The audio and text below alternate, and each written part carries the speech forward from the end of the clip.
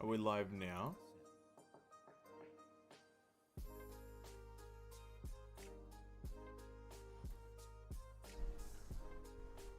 Yeah. Oh, we are live now. Okay, cool. That was a bit weird.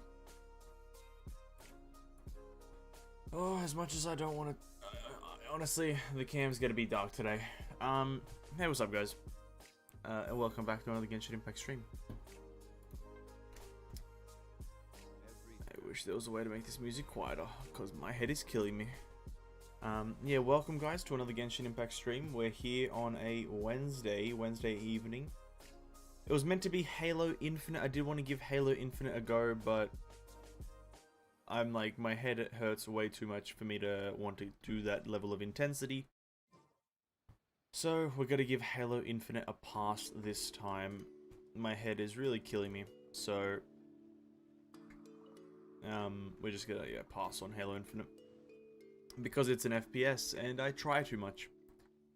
But welcome back. Welcome everyone to the Genshin Impact stream. My day's been pretty right. Hope you are all having a pretty good day as well. It's just hot. That's why I've got a headache. It's hot.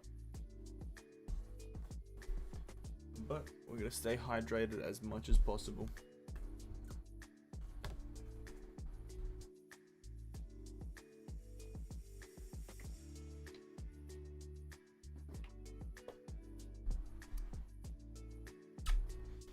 Yeah, we're gonna just we're chill playing tonight. I'm really not. I'm just here to stream for you guys. I'm not here to really try to be that guy. I don't have the brain power right now to do much. My brain is hurting.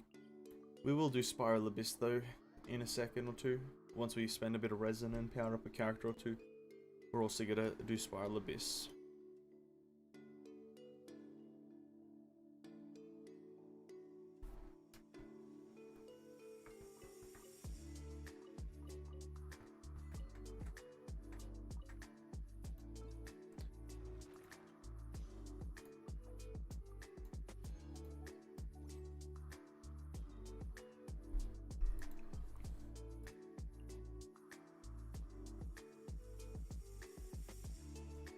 Oh god.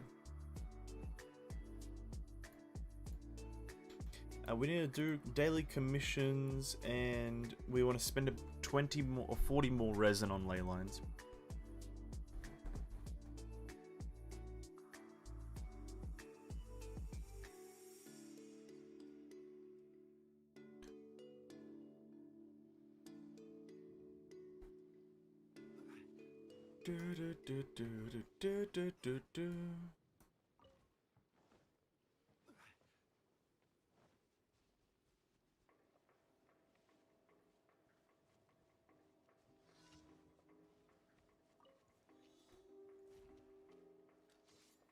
Solidify.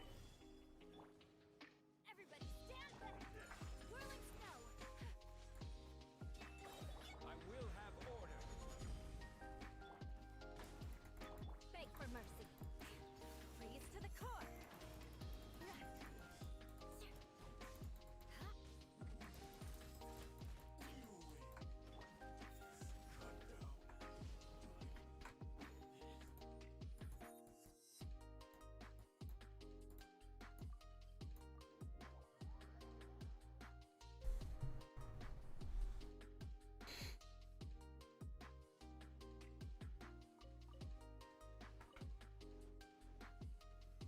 Stabilize.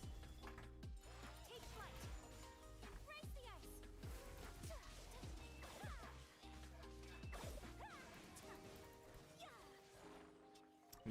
Ike is doing work.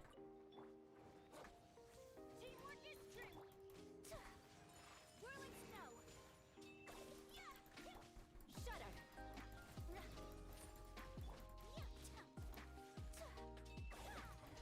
Hey, what's up, Natland? Welcome to the stream, man. Hope you're having a pretty good day. You're definitely welcome. Hope all is well.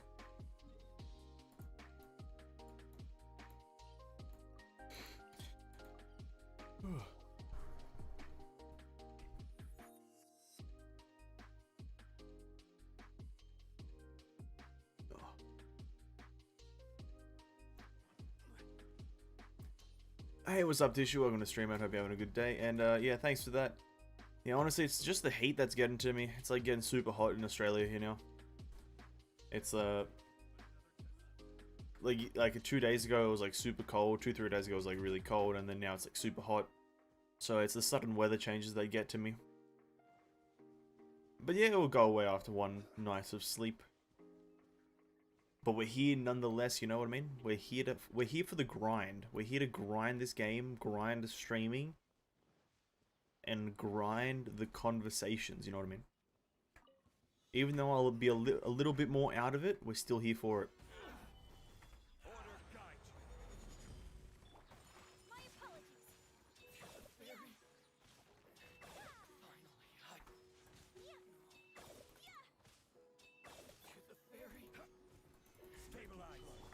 Let's light it up. Let's light it up. Crush. Flood of frost. Eye for an eye.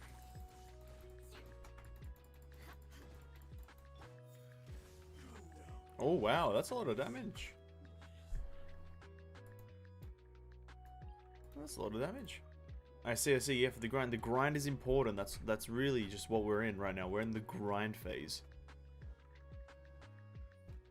We're grinding Genshin. I barely got to do my dailies this morning, so I kind of still have to do a bit of catch up. And yeah, we're just kind of like behind right now. Just kind of a bit behind, for today at least.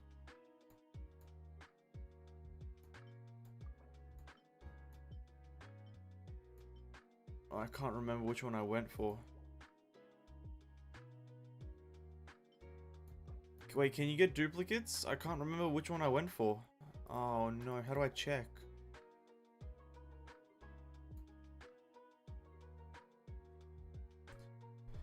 Do I have to literally like go through this whole thing right here?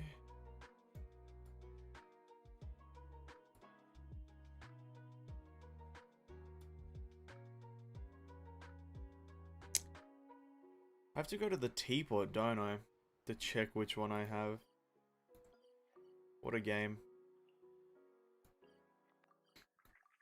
You know, with Eula hitting so hard, I'm tempted to go for like C2 Eula. Just like spend all my current rolls on this account, which is 1200. And I'm kind of tempted because I'll definitely have 14,000, sorry, by the time she comes out. I could guarantee myself, I think, a 5-star. So I'm kind of tempted to just go for C1 Eula, C2 Eula maybe. Because she's so strong.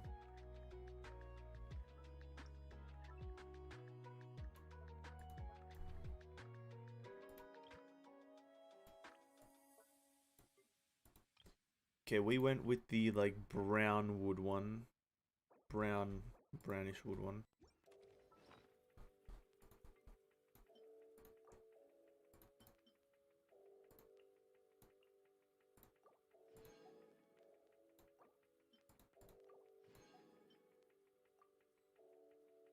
Currently I'm sitting at C0 currently.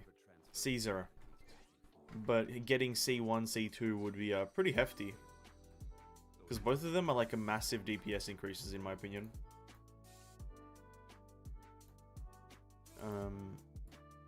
Because C1 is like a 30 or 60% physical damage boost.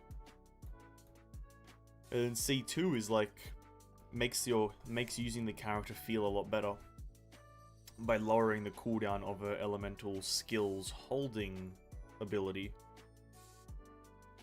So I think just C2 Eula sounds really good.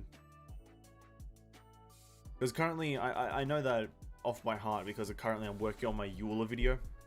It'll probably come out tomorrow because I'm just a bit tired today. I wouldn't make it, and I would kind of like edit it and like put it all together later tonight, but I'm just tired today. So I'll do it definitely tomorrow morning, tomorrow afternoon. And just looking at a lot of Eula's kit, everything in her constellations is amazing.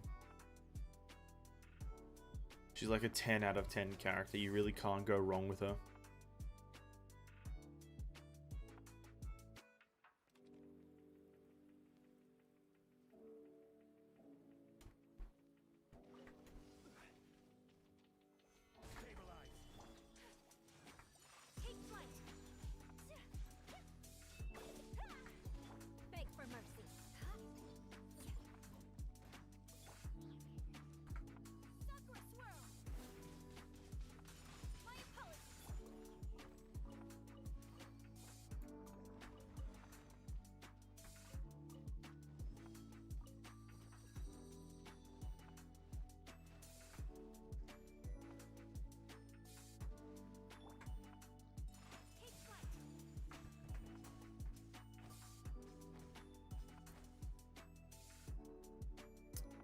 Yeah, Eula. Honestly, if I'm gonna be 100% real, I think Eula is probably the best character in the game. Because her best, like, her 4-star best in slot is a completely free-to-play player-friendly weapon, which is the one that I'm using on her, which is the Dragon Spine Claymore. Completely free-to-play friendly. Her build is pretty easy. You just want, I think for a general Eula, you want 2 set what is it? What's the artifact called again? For a general Eula, you want 2 set Pale Flame, 2 set Blood-Stained Chivalry. And then for a bit better Eula, you want 4 set Pale Flame, right? So super easy. And then in general, her like rotation and everything, super easy to do. Elemental skill, elemental burst, elemental skill again, and then attack. And then she's also physical, which is another big factor into the whole being easy to use. So you don't really have to worry about what element you're up against. To a certain extent, right? Super easy character, that's really it.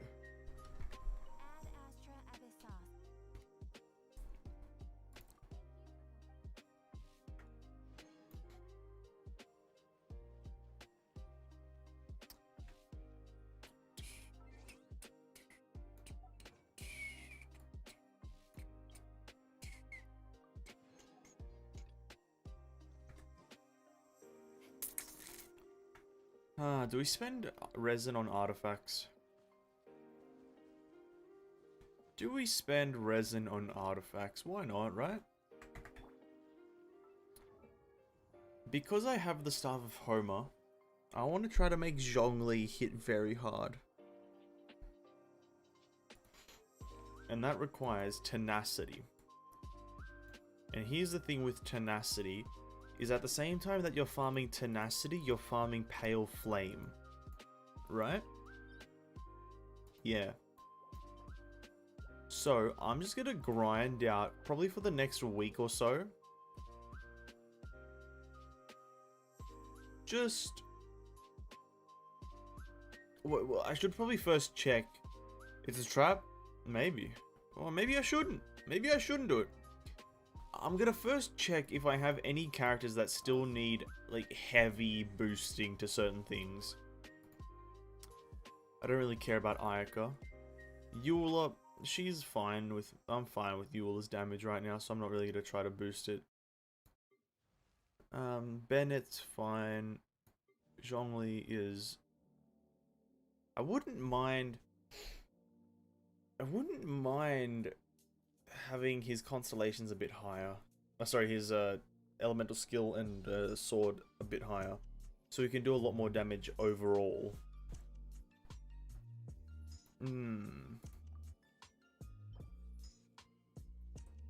Yeah, we'll go do that first.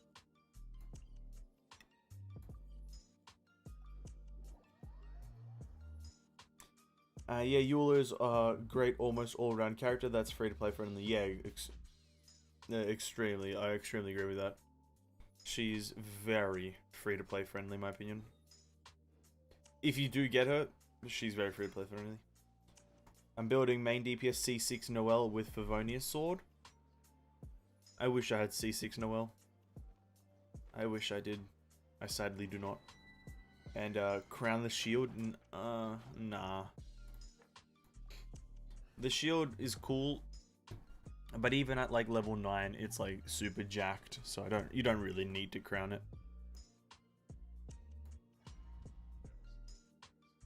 It makes it stronger, obviously, but it's already super strong, so I'll leave it at...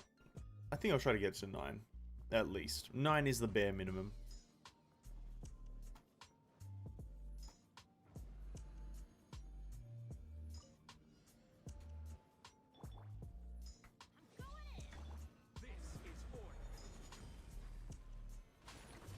Don't crit on a single one of my characters, that's cool.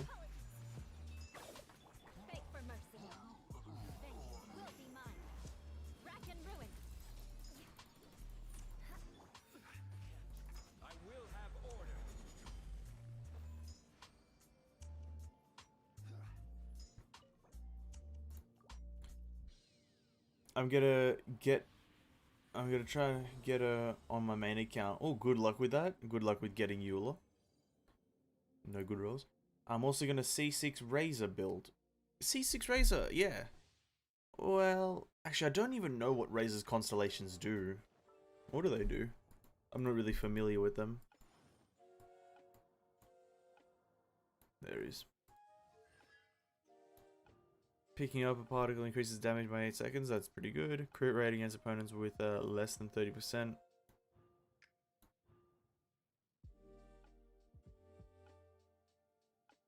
That's pretty good as well.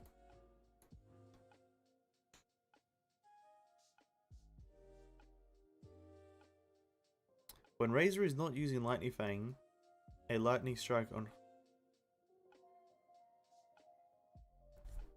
Okay, I'm not exactly sure what the final one is, but it sounds interesting, sorry. So definitely good luck with Razor. I did try to build him early game because early game he's actually really strong. But after early game I kind of gave up on him. And my American account will be the one that I'll try to get Miko. Oh, okay then. Good luck with that. As long as you are adamant on getting Miko on one of your accounts, then more power to you.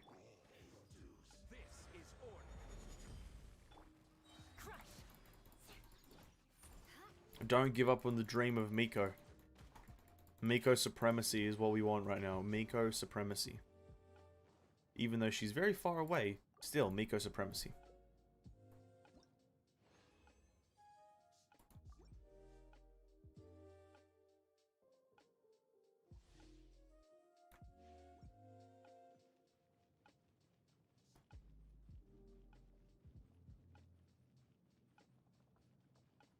Honestly, I think I could pass out right now.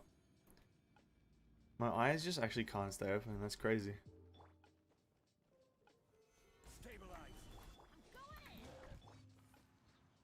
Beg for mercy. Freeze to the core. Eye for an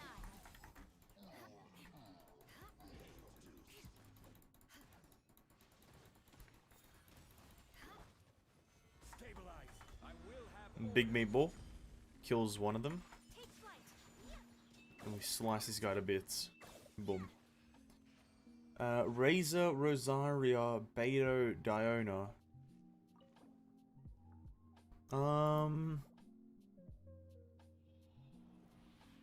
I understand Razor, Rosaria, Diona. I understand why those three. I don't understand why Beto. But maybe a Beto for Elemental Burst, I guess. That's always good. Because Diana's there for the Superconduct, for the physical damage boost. Rosaria is there for the potential crit rate boost just from... Oh, actually, no, not potential. Her own crit rate boost. And as well as kind of like a potential cryo resonance boost. And yeah, I guess Beto's there for her elemental burst. This is a solid team. Solid team. I think as a non-meta team, it's pretty solid.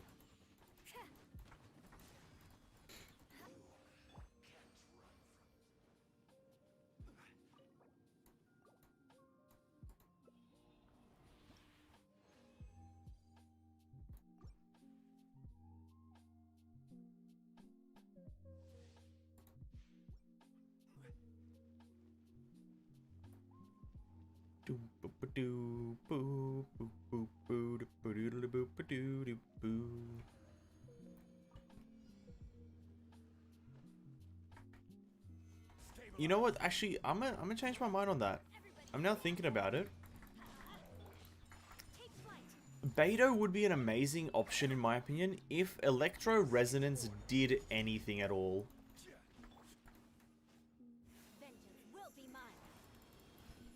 Like, if Electro Resonance did anything, then Beto would be 100% worth it. But because Electro Resonance actually does negative things, like, it feels like it does negative things at least, then, like, there you go. It feels terrible to have, like, 2 Electro characters on the team. Because getting 1 elemental orb every so often, or 1 extra, sorry, every so often is kind of redundant when you compare it to Pyro Resonance, which is 25% attack, right? So if Electro Resonance was anything else, then that team sounds phenomenal in my opinion. Without a shadow of a doubt, that team sounds absolutely 10 out of 10 phenomenal. But Electro Resonance sucks. And there you go. It's fine if you end the stream earlier than usual. I don't want you to strain yourself a bit. It's all good, honestly. It's just kind of physically drained, but it should be alright. We're definitely not going to end it we're not going to end it 3 hours early. That's one thing I can guarantee. Thinking in Kujo Sara instead of Beto. That would work if you want to keep the Electro Resonance. If you want to keep the Electro Resonance but have a good damage buffer, then I think Kujo Sara is the better option. Though using Kujo is a lot more tedious. That should be like mentioned, right? Like she's a lot more of a tedious character. Having to use her elemental skill, then aim down sight, shoot the arrow, get the buff, and then do your abilities. That's a lot more tedious than with Beto, just countering an attack, pressing elemental burst, and then going on with your day.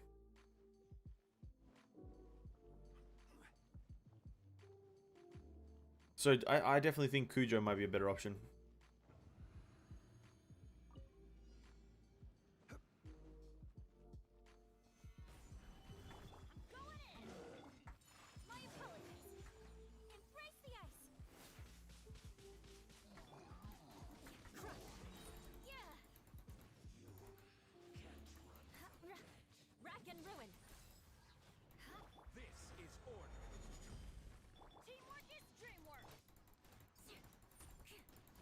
Oh wow, that was like 50k damage just through auto attacks. That was crazy.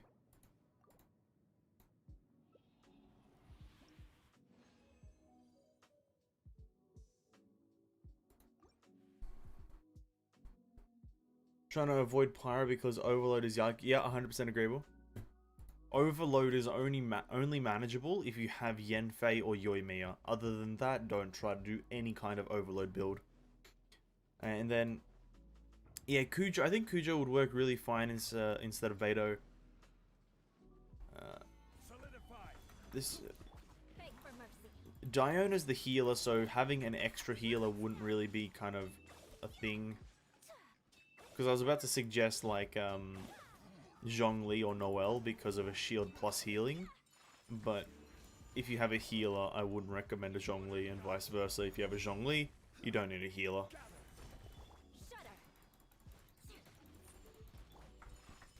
So definitely, I think Beto and Kujo are pretty much your best options out of the two. If you're trying to avoid Pyro, Overload, and then what else?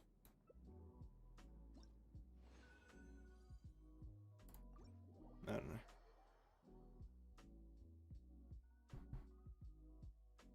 If you're thinking of getting an off-field damage dealer and electro particle generator, Fischl would be nice.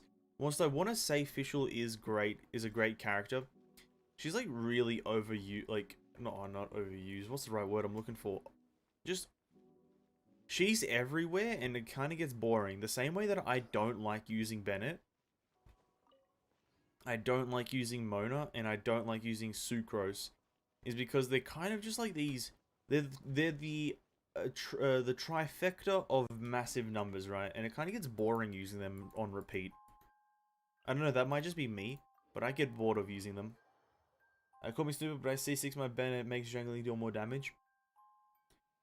If I had C6 Bennett, like, had the opportunity to, I probably would as well, because, hey, whatever.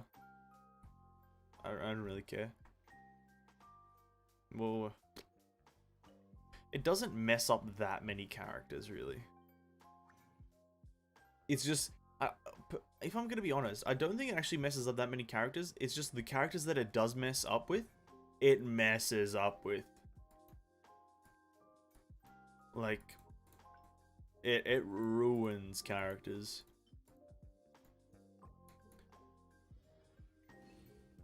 Oh, we don't get a single bonus. Wow. We're just gonna go hard on the gold here.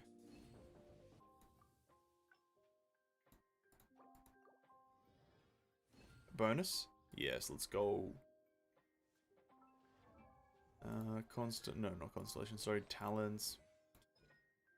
We'll do the Steely first, the Dominus Lepidus.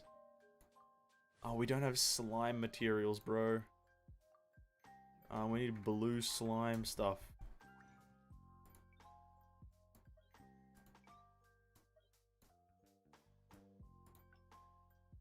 Wow, we really are poor.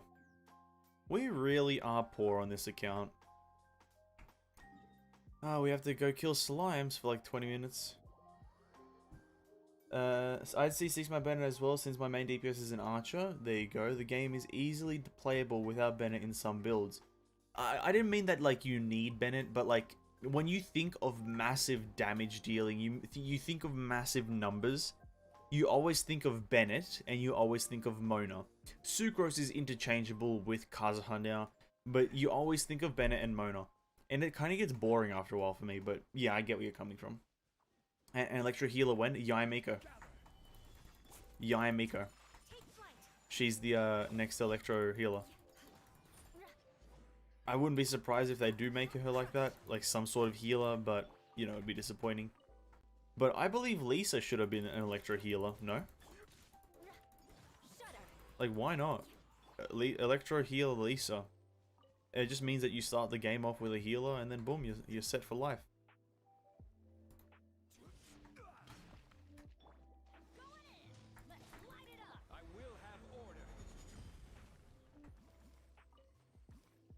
I personally think that would have worked fine if Lisa was a healer.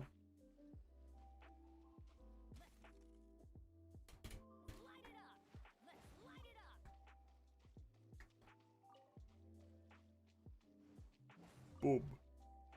Oh, God, sorry. Oh, you're eating way too much.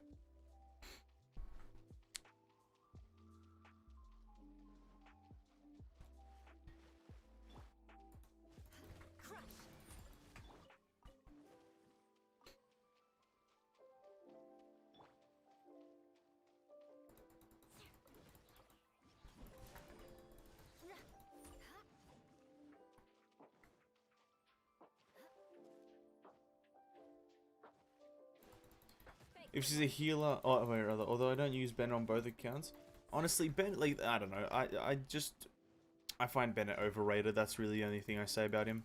He's just overrated. Like, I didn't use Bennett for a long time either. And if she's an Electro Healer, she better be an Electro Bennett. Well, the only problem there is that Kujo Sara is essentially the Electro Bennett. And, like, you're not gonna have... There's no 2 Bennetts in the game, so there's no 2 Pyro versions of him. So I highly doubt they'll add another one. I don't know. It's like... Because we, like... Okay, so he's... I don't know if I think I've explained my theory once before, so I'll explain it again on Yaimiko. Is that, like, she can be a healer. They can make her out to be healer because there's very little information on her to deal... to explain being a damage dealer, right? So there's, like, the only thing that you can use to call her a damage dealer is the fact that she's, like, a subordinate slash kind of, guardian spirit or whatever. I can't remember the word, sorry. But she's essentially, like, linked to the Raiden Shogun. That's the only thing to describe her as a DPS. And even that is very vague. Whilst the things that to describe her as a healer are, well, Shrine Maiden, Priestess, the fact that she has avoided conflict with not a Harbinger. Yeah, Fatui Harbinger. So, there's a few more things to hint towards her being a healer, but in the end, people are still going to be disappointed if she is, even though if there is information to do with it.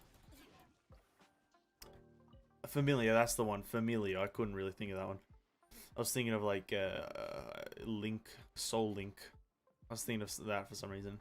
But yeah, that is the whole familiar thing is the only thing linking her to being a damage dealer is because she's a familiar of Raiden Shogun. Whilst there's more things linking her to being a healer. That's the only thing I'm skeptical about with the Raiden Shogun.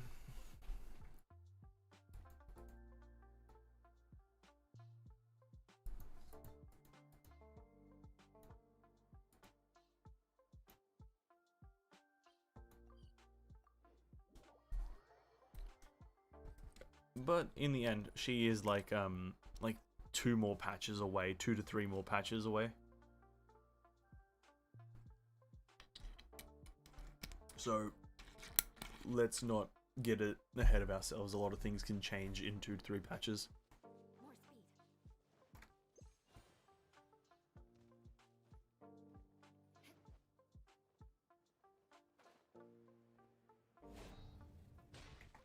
Crush. Freeze to the core.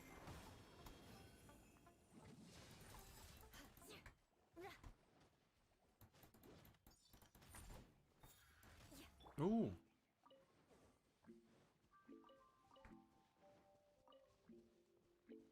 Honestly, I'm just gonna go craft the blue slime material. I really can't be asked to farm it.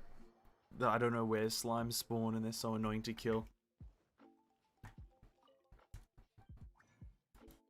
Let's go with that. Craft as many as I can.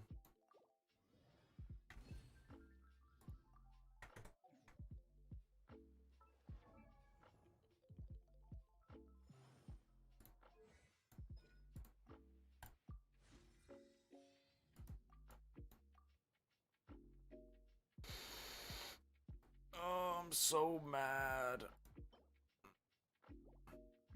We're missing such a small amount of them. That's so disappointing. Oh well. We're going to do Spiral Abyss really quickly. And when I say really quickly, we're probably going to spend about 30 to 40 minutes on it. So, buckle down, ladies and gentlemen. Spiral Abyss incoming.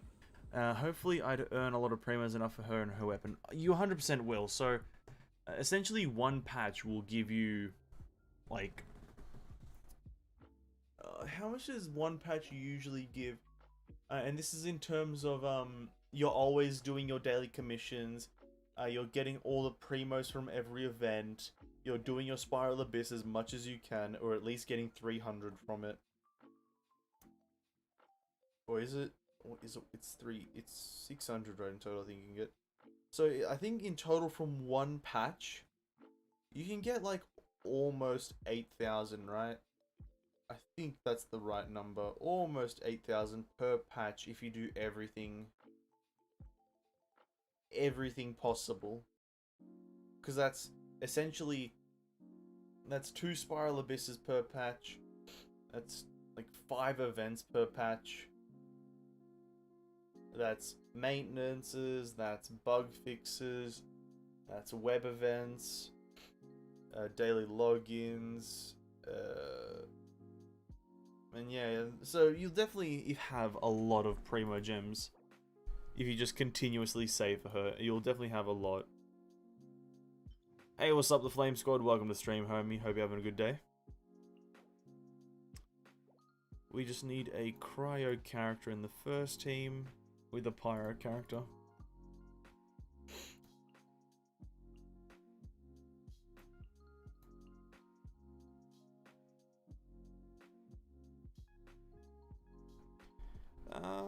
Let's do that, and then we'll also do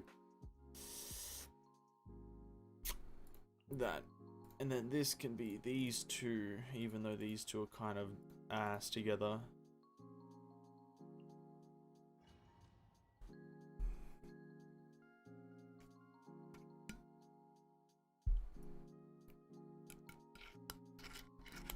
Crit rate, crit damage, don't mind if I do.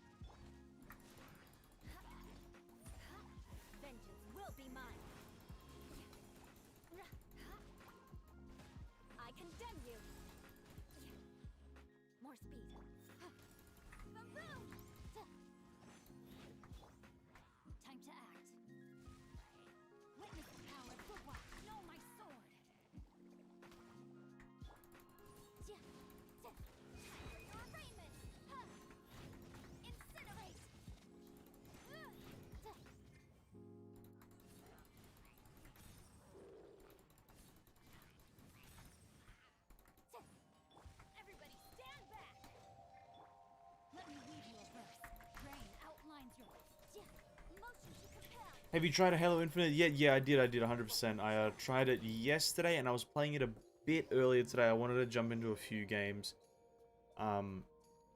just to see how it went, because I was having a few technical issues yesterday. But the reason I'm not playing it is because I've got a headache. That's really it. I don't want to kind of make my head actually have a meltdown.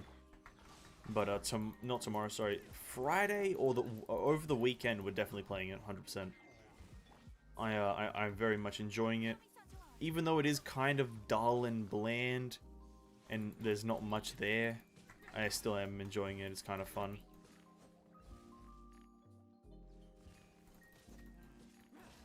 Because if I am honest, it is not a super expansive game. It's just a game, really. So that should be taken into consideration. But yeah, definitely playing it over the weekend, if not Friday.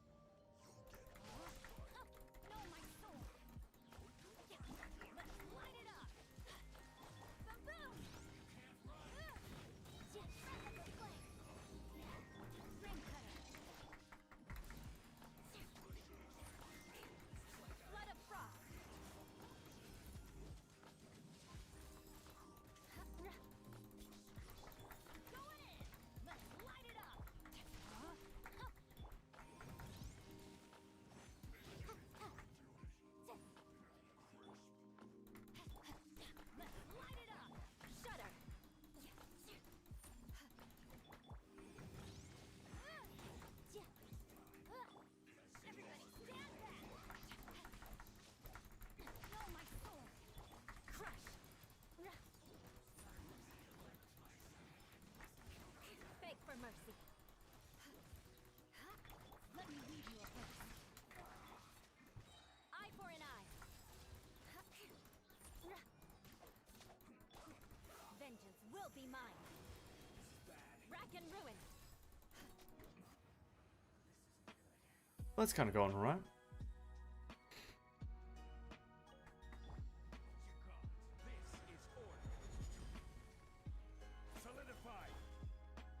He's in the pillar, that's unfair.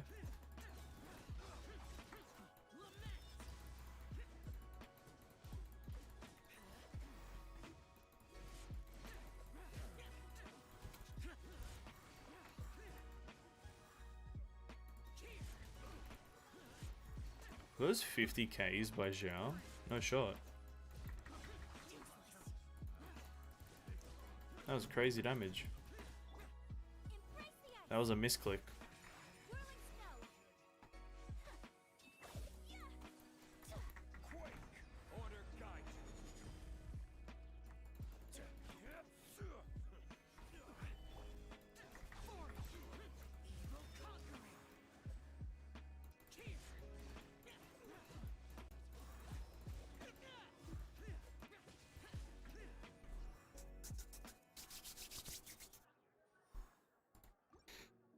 Easy dubs.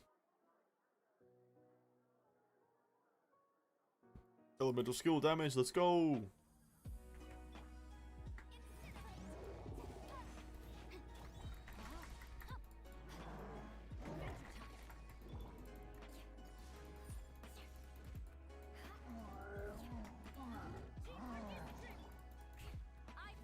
Oh, that was a misclick. Oh, blah blah blah blah.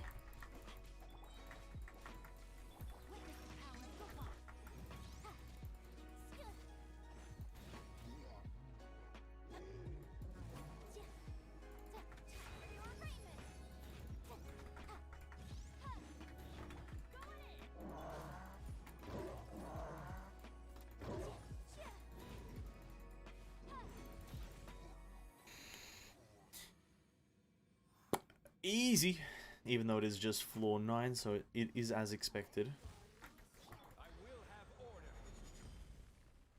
I love not critting. If I'm to say what's my favorite thing in the world, is not critting.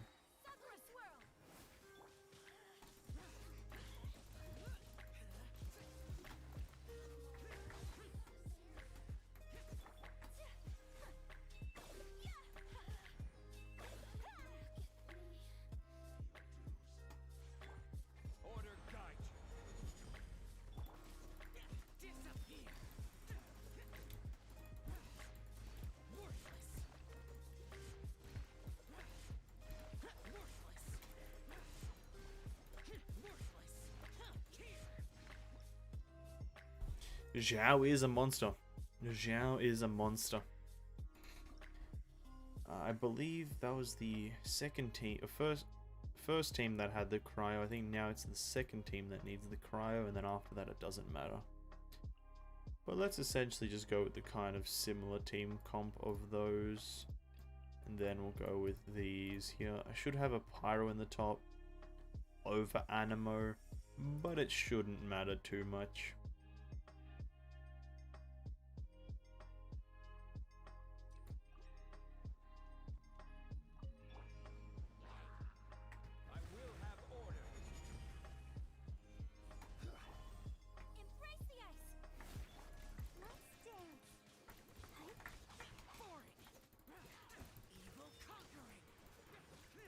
Nice. Killed him before he even healed.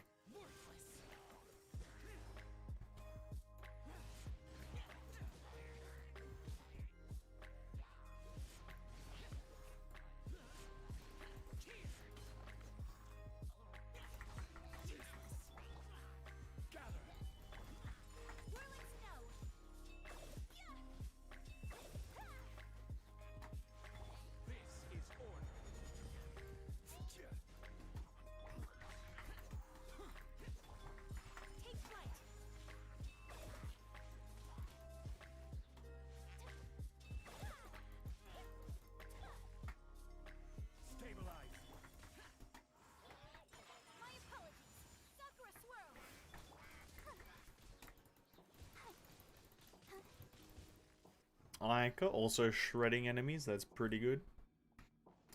Aika is a bit of a monster as well.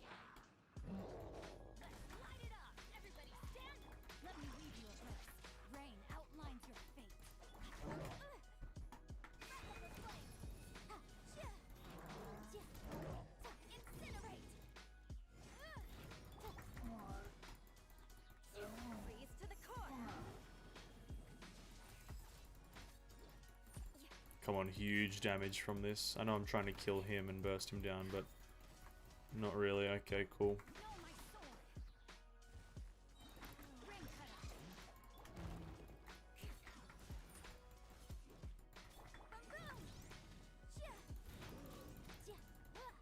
I was expecting huge Eula elemental burst there. Sadly, we did not get that. Sadly, we did not get a huge Eula elemental burst. Alright, burst damage. Now it's going to be bigger, better, harder, stronger.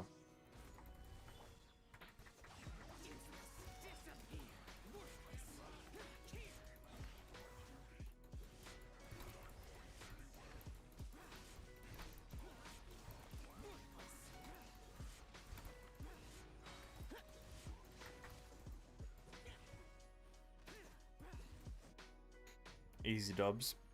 Just AoE them all down. Forehead. Just press every button on the keyboard and kill them all in one hit. Forehead.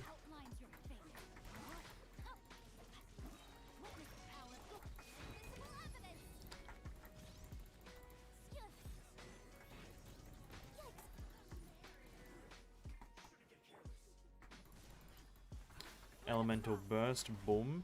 Pow. Kablam pow. Bam bam. Boom pow. Skip. Boom. Boom. Hey, what's up, Bal? Welcome to the stream, homie. Hope you're having a good day. Welcome, welcome. Sorry, it's gonna be dim. My cam's gonna be dim. I do apologize to everyone now. I can't really deal with my head ache. Can't deal with the bright light of the light behind my monitor. I think my head might actually explode if I do that.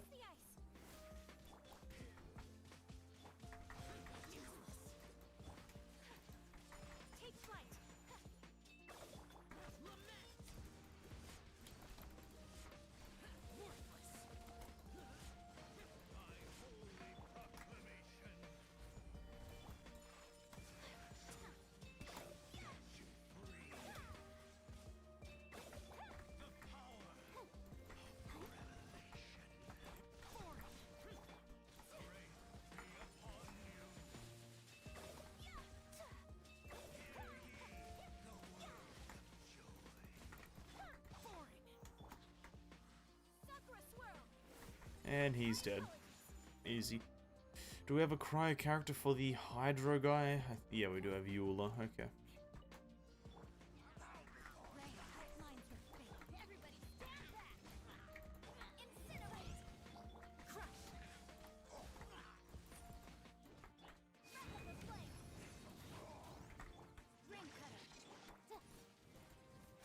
Massive vaporizes by Eula and Jingcho. Massive damage. Coming in from downtown. We've got huge numbers. Beg for mercy. Freeze to the core. I condemn you. Motion to compel. Just gonna try to get reactions off. That is the whole point of this fight, is just doing reactions after reaction. Not really caring what actually happens. Having a Hydro character, obviously not the most productive thing. No, no, no, no, no, no, no, no, no, no! You don't kill Eula. You don't do that. That's kind of not nice. Yo, what the fuck? I'm in the heal zone. Heal, you fucking dumb character. Oh my god. Imagine playing this game like an actual guy. Imagine. Are we?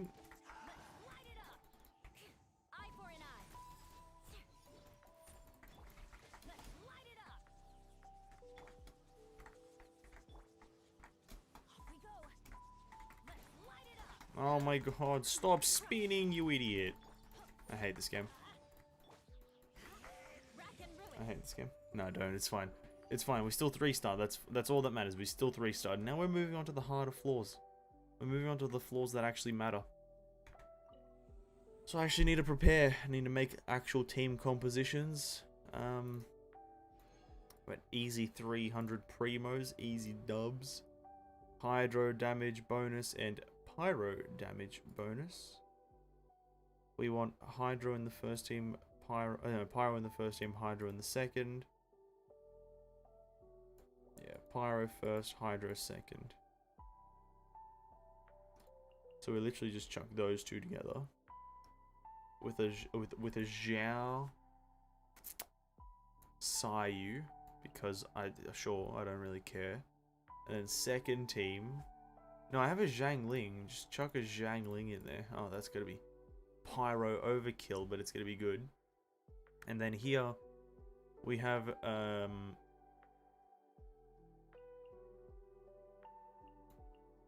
those three. That should be fine. Jing Cho is going to carry the damage with Hydro. And then Eula's there because she's a monster. Boom. This is fine.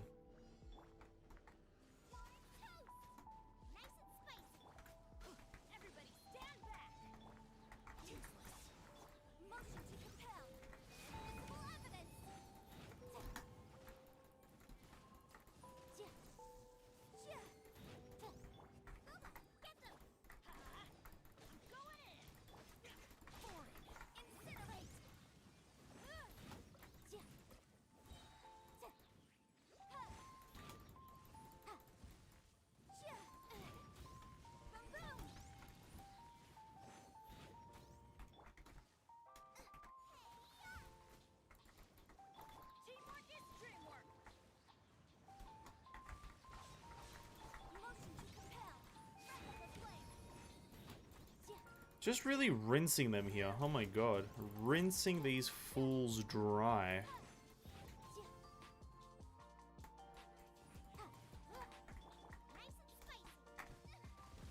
Yo, what the fuck was that?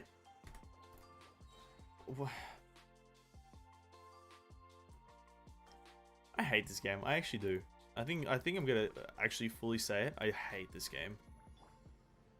The enemies change unpredictably.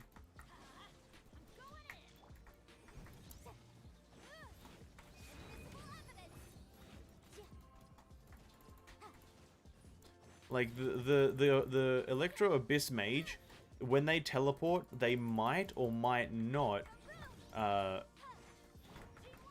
spawn one of those electro fields alongside them. Why? Why is there like a 50-50 chance there to do that?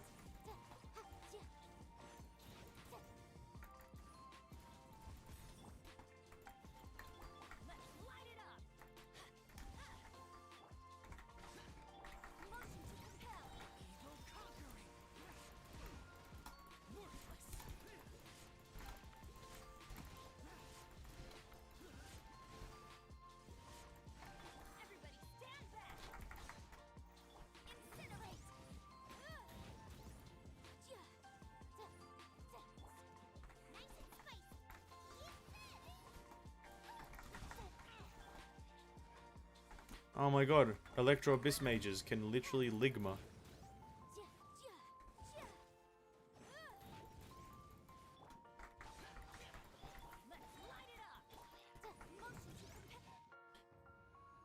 Oh my god. It's unnecessary what they all do. Unnecessary.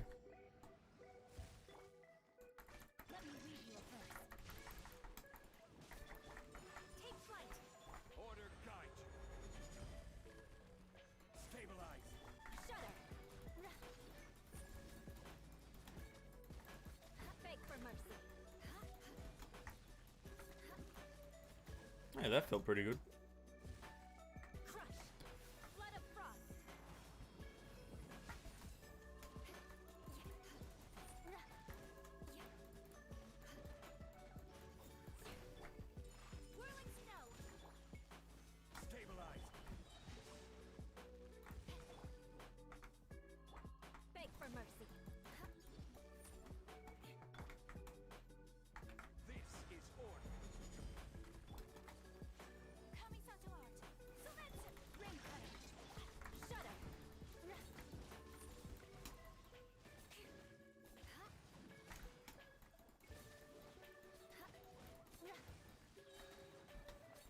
Just spamming buttons till they die, eh? Just spam buttons till they die.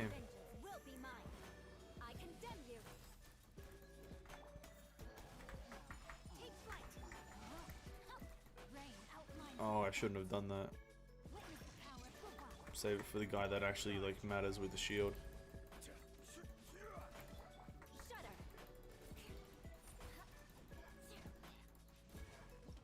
There we go. We're doing it. Listen, it's happening. It's happening. We are dealing damage and the enemies are dying. And for anyone who doesn't know, that's how you win the game. You just have to kill the enemies before they kill you. Every single time.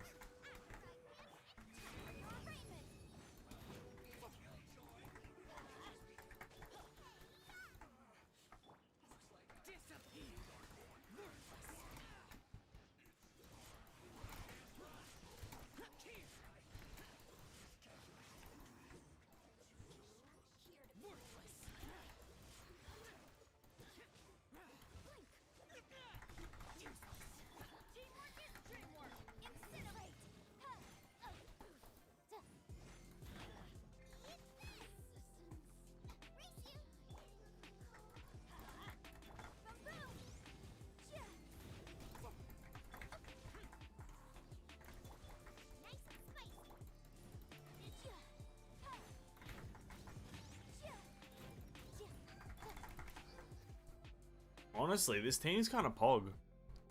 Triple pyro with Animo Xiao. Or Xiao as Animo, rather. Not that you can have him in anything else.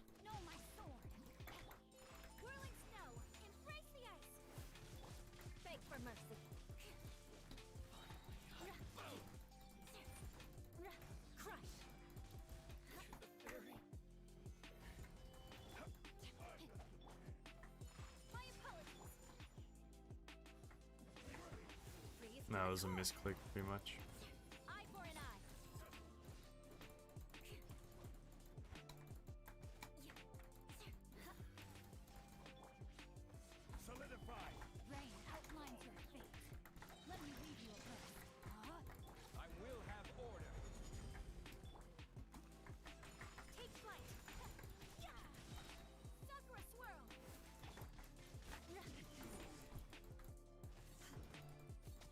No, come on, dude.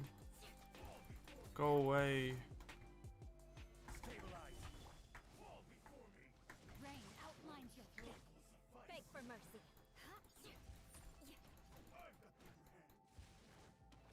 There we go.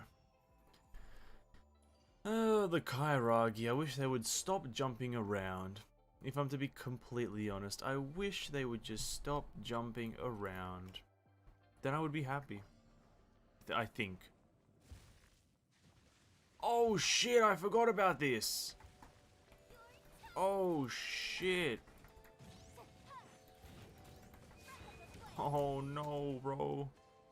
I totally forgot that this was a thing.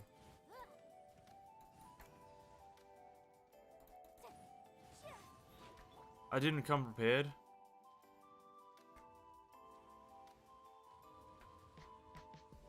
Oh no.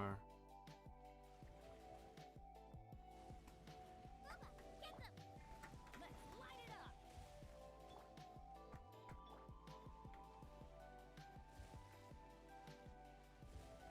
Everybody stand back.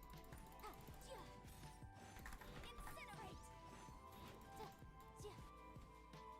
Oh, why couldn't you do more damage, Jiangling and whatnot? Oh god, this is this is gonna be a struggle here to get these reactions going. Unless Pyro's not bad at it actually. Motion to compel. Oh no, we're fine. Okay. I thought Pyro was one of the worst ones at it. Oh, that's fine actually. Not bad. Now we got the Pyro hypostasis. Okay.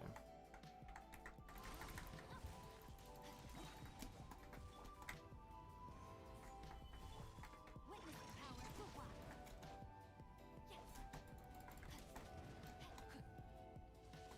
Time to act.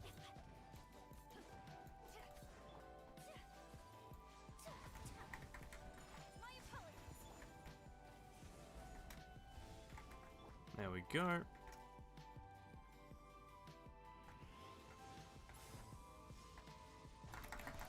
outlines your shudder. Flood of frost. Rack and ruin. Take flight. Oh wait, can I deal with these things even?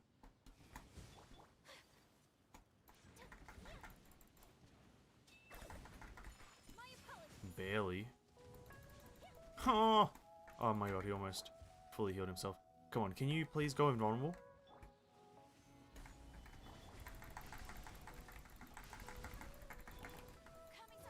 Please.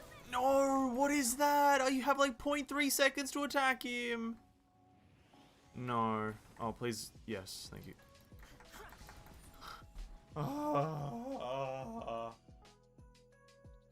You had like 0.35 seconds to actually attack him. That was terrible. That was terrible. Oh, well, we did it even though we weren't prepared for it, so that's pretty pog. So that's another 150 primos. Okay, on to floor 12, where we will ultimately struggle the most. What do we have? The same stuff with Nobushi and those guys at the start, with a Magakenki there, those guys there, and then Ruin bitches at the end. Okay. Let's have a think at how we want to do this, because I still don't know. I think we don't want any Pyro in the top, essentially. We want Hydro and Cryo team at the top, and then Pyro team at the bottom. Here's the thing though. I want Zhongli in the bottom team. And we also need a bow character potentially in the top team, maybe. So, top team can be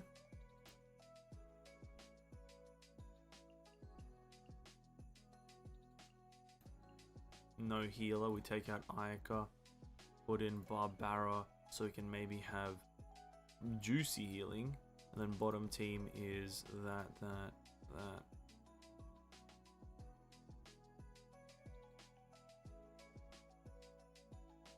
And then this for Geo Resonance, right? Geo Resonance.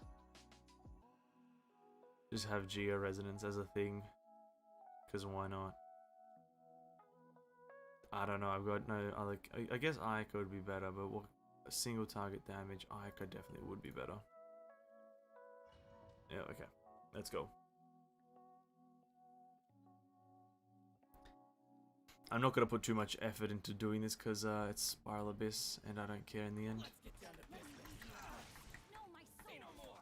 Rain outlines your fate. Evil conquering. Here. Worthless. Here. Worthless. Here. Worthless. I'll protect us. Shudder.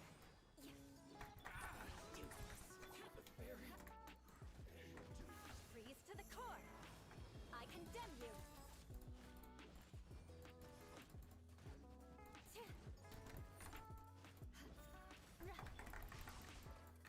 Witness the power.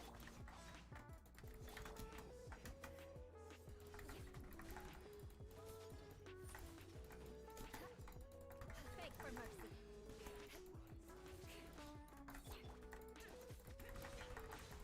Disappear. Here. Worthless. Here.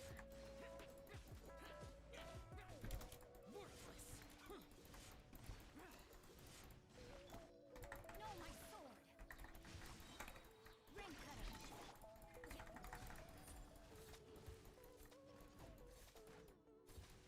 Crush. We did it. We did it. That was the hardest part pretty much of this first floor. Let's go. Let's light it up. I think we essentially want to do this and then this. And then like just start chucking shit out.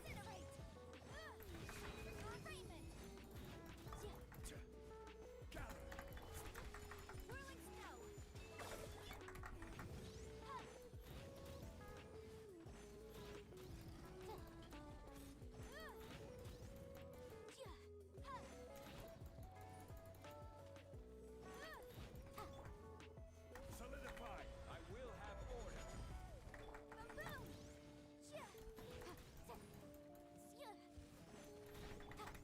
My apologies.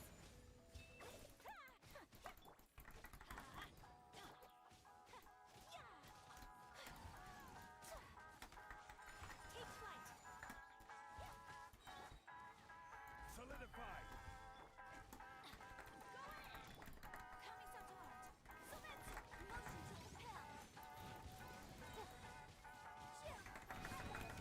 Oh my god, you see that? Ayaka Yenfei, the God Squad. You're getting constant melt reactions during Ayaka's ult. That's crazy. That right there is what I like to call crazy. Holy crap. Ayaka Yenfei, the God Squad. And Elemental Mastery boost, let's go.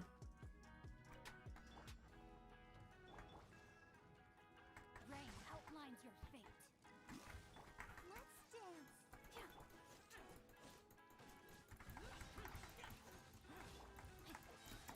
Let me read you a verse. Beg for mercy. Flood of frost. Rack and ruin. Shudder.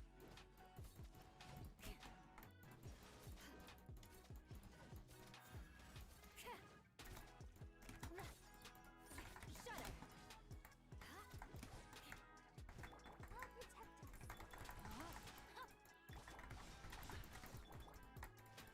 Beg for mercy. Just phase him already, I guess. Do this, iframe that shit. More speed. Time to act. No, my sword. Barbara's got the 3 billion HP, so we'll switch to her like this. Shudder.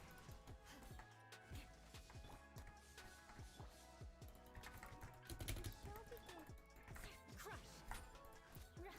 Oh no, this is not gonna be quick. Eye for an eye. Freeze to the core. I condemn you.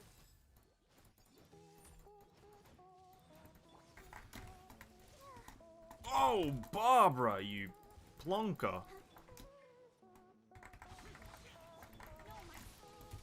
Oh my god, I have no iframe times. Okay, do this.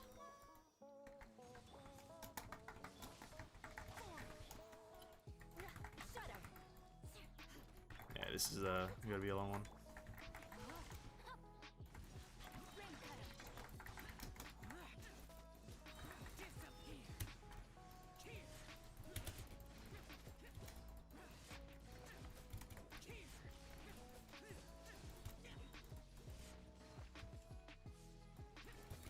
Oh my god, the Zhao jump saving the day.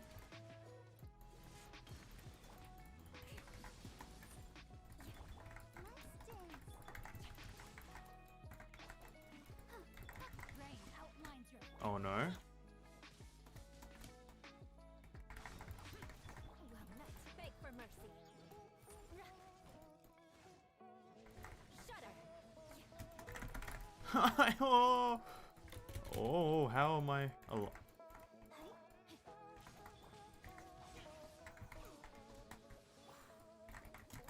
Don't ask what's going on. I'm really confused myself.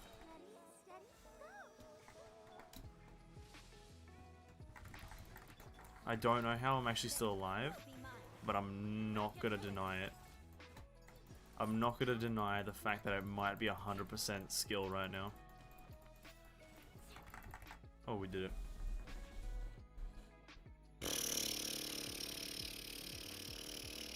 Okay. That was something. I'll say that was something at least. I don't know what exactly that was, but it was something. Gather. Order guide you.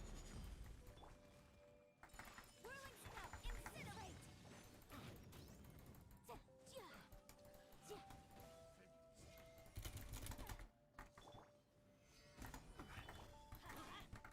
Motion to compel. Teamwork is dreamwork.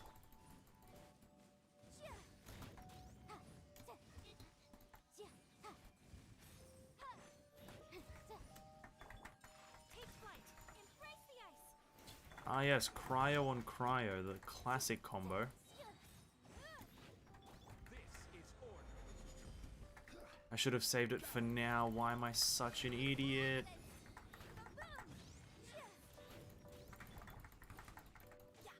Everybody stand.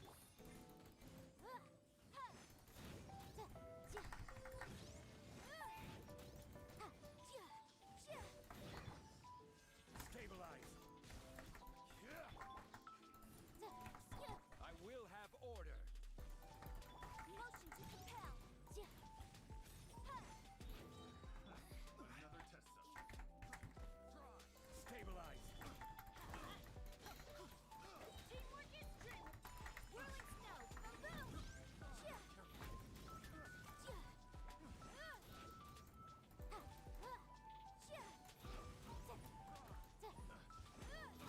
Incinerate.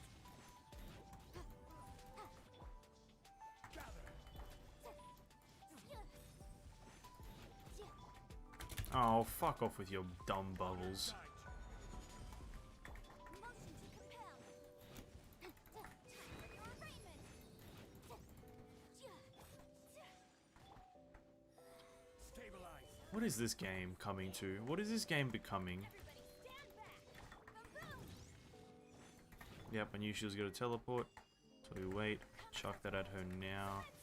And then we go hard with Yen Fei. Incinerate.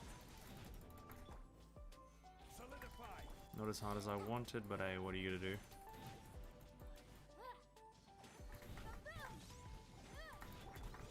My apologies. Oh, fuck off. Oh, this game can't get worse. Solidify.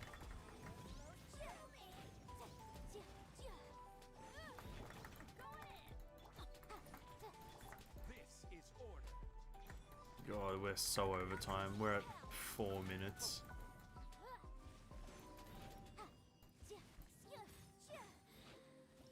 Oh my god, is that even 2 stars? Not even 2 stars. That's actually disgusting.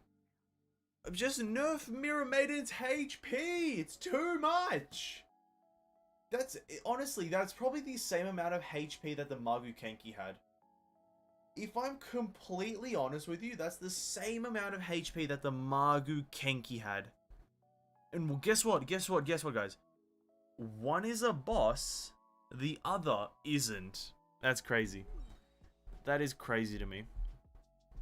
Hey, what's up, Cloudy? Welcome to stream, homie. Hope you're having a good day.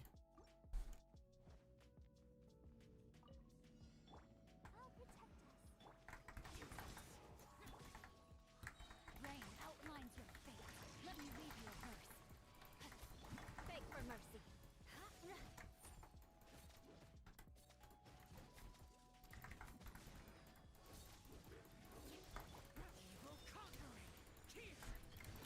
Oh, this was a bad move. He's got to fly into the air. Yep.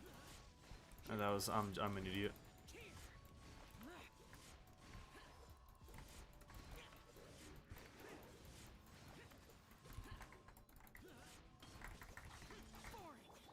No, my sword. Rain cutter. Rain outlines your fate. Shudder.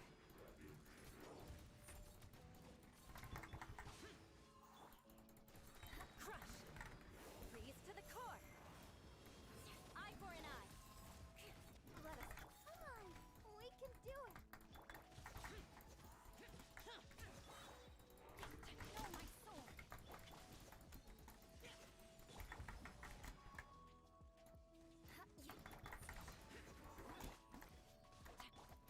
Disappear.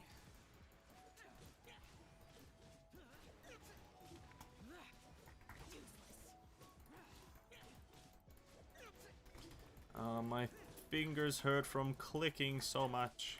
Let's dance. Let me read you a verse.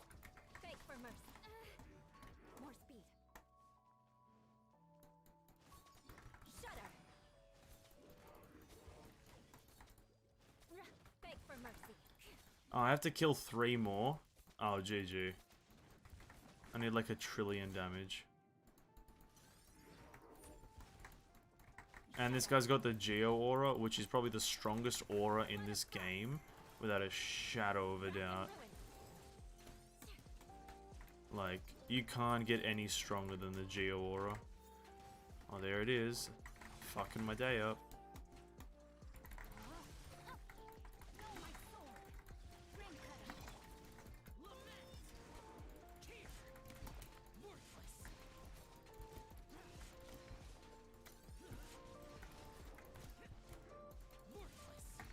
Steady, steady. Oh, perfect iframe as well.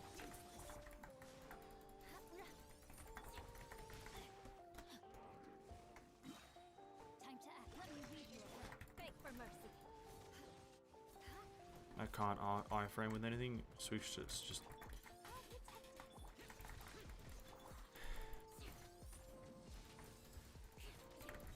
Freeze to the core. Crush.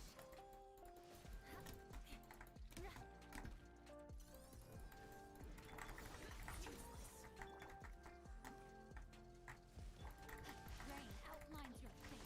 No, my sword. God, I want to die inside. Body and mind. I really want to die inside right now. Holy crap. I'm. Oh, GG.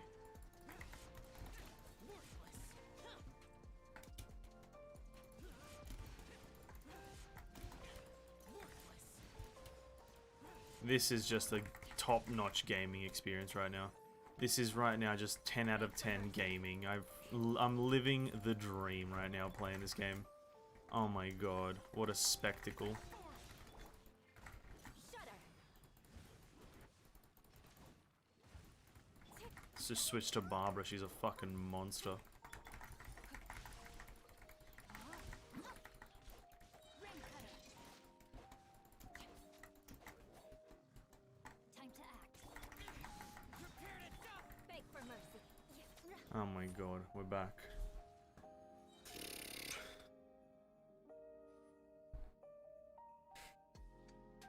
Yeah, sorry, Cloudy. I've got a dark room here. I would turn the lights on, and I can actually. I wouldn't mind turning the lights on.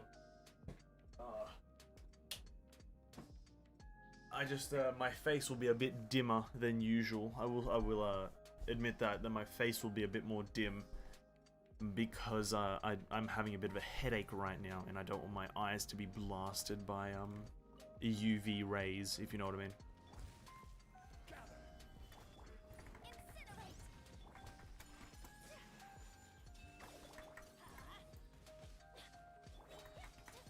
Embrace the ice.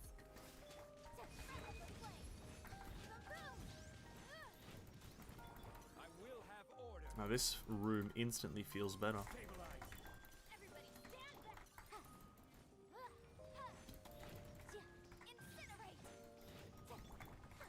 Take flight.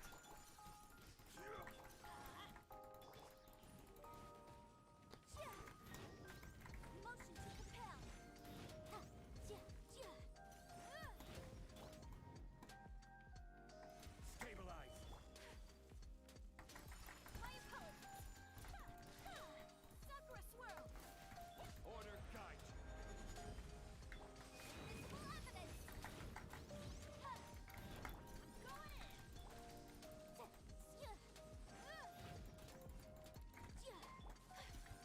in. Whirling snow. Incinerate.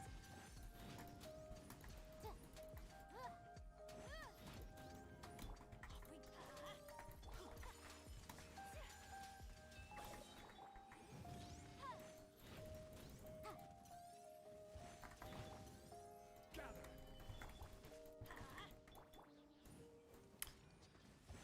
If anything, we might be able to just burst the next guy down because we have all of our bursts up.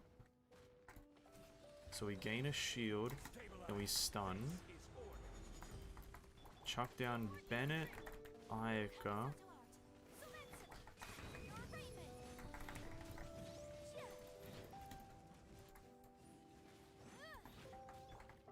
Well, we did a lot of damage in one instance, which is pretty good actually. Like, we did a lot of damage just then. I will give myself that.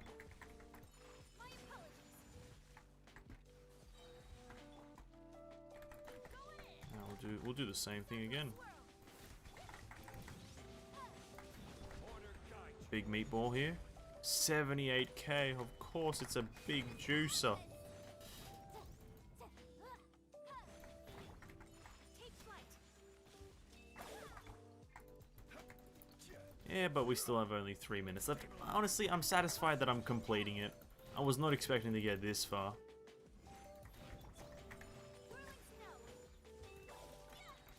Everybody stand back. If I'm to be completely frank, I was not expecting to even, like, complete it. So, this right here is a positive for me. And we'll finish it off with a meatball. Big one. Boom, 74k. Wow. Honestly, was not expecting to complete the Spiral Abyss, but happy we did. Happy we did.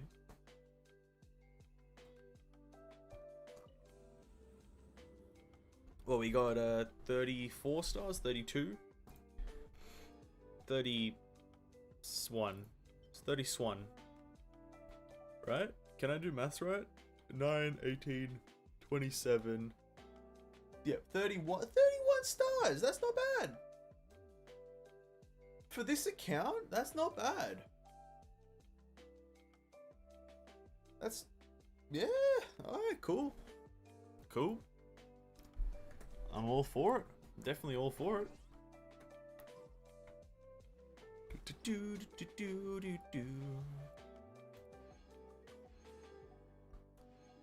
Get rid of a bunch of these things here. Get blah blah blah blah.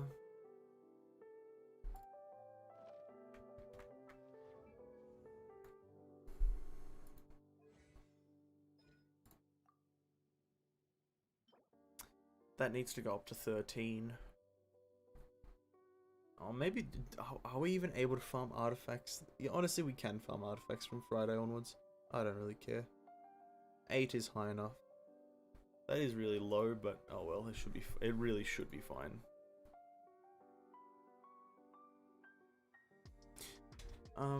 We have a bunch of artifacts that I want to take a look at, because last time we played Genshin, we found that I had this fucking flower.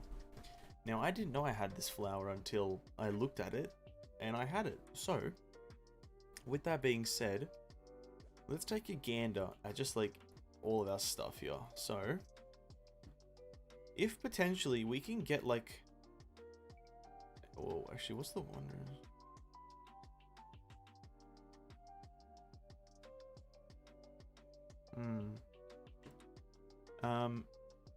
Yeah, if we can like find some really juicer pieces, because I haven't gotten rid of a lot of Wanderer's Trope in a while, so we could have some like extremely juicy Wanderer's Trope pieces here that would be worth just chucking on, cause why not? Like this one right here, this is fucking top notch, high crit damage roll. Attack percent, elemental mastery. That's pretty juicy right there. Let's push that up to like level 4. If it rolls into something nice here, something decent, instant fucking snag onto the... Oh, and attack? Yo, that's all positives. Like, let's go. Instant level this one, right? Instant level it. Crit damage. Attack percent, I'm fine with that. Attack percent is alright.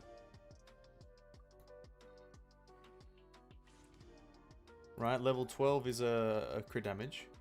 Obviously, like I said. Level 12 is always crit damage, like I said. And then we continue onwards to higher levels. We try to push it higher and higher. So let's have a look-see. Level 15, obviously that's cool and all, like, you know.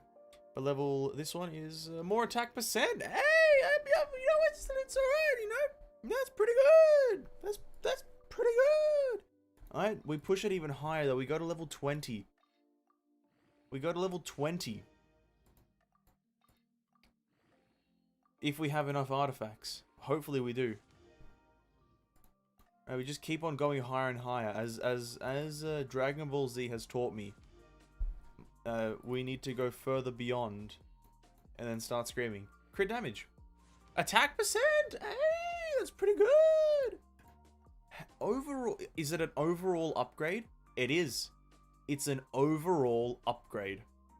It's a massive upgrade. Look at that. We gain 4%, or sorry, 3% crit damage. Also, we gain 20% attack and 19 elemental mastery. We lose 18% attack, but in theory it's counteracted by the actual 20% attack on there. So, to me, it's a fine trade, right? We got 2-set Wanderer's Trope. 2-set Wanderer's Trope for those who don't know. Oh, sorry, we almost have 4-set Wanderer's Trope. And for those who don't know, that's terrible. So what we have to do is we have to replace this flower here with something decent. Now, it's going to be really hard to beat 20% crit damage, but if we can get high crit rate, we'll be set, because that's what we're really missing right now. So if we can, like, look at that piece right there, that we might push that and hope for the best. Yeah, let's push this one. Wait, no, but it's Wanderer's Trope. We want anything but Wanderer's Trope, sorry. We want potentially Gladiators. I almost messed up there, whoops. Okay, Gladiators. Any good... Oh, look at that right there. I know it's starting off with 3, and that's suboptimal. But it's already got crit rate, crit damage. That's pretty juicy. Other than that, we got no great crit rate ones. That's 3.1 with attack and HP, not that great. So let's try to push this one up and see what its 4th stat is. If it's all positives, if it goes into a positive right here, that's A-okay for me. We slap it in, jimmity jam, boom bam bam. Elemental mastery, hey, that's A-okay. We're gonna push this one higher and higher here. This one's gonna be juicy. I believe this one is gonna be juicy. What I'm looking for here is at least one roll into crit damage. One would be fine. If there's none, that's also okay. But if there's none in crit damage, I want a lot in crit rate. Crit rate it is. Hey, we slap it in, we get the juice. We get the raw juice out of it. We get the raw juice. But we keep on pushing it further and further. We're going to minimum 16 hopefully today with this one. Minimum 16.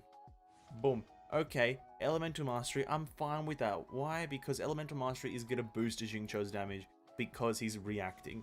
He's a react Andy. He's going to buff his damage like that. But we want one in crit damage. That would be really nice, getting one in crit damage. Ah, and it goes into defense. See, this is where miHoYo sucks penis. This is how they do it. We'll push it to 20 because we've got the resources. But this is where miHoYo isn't cool. And we don't have the resources.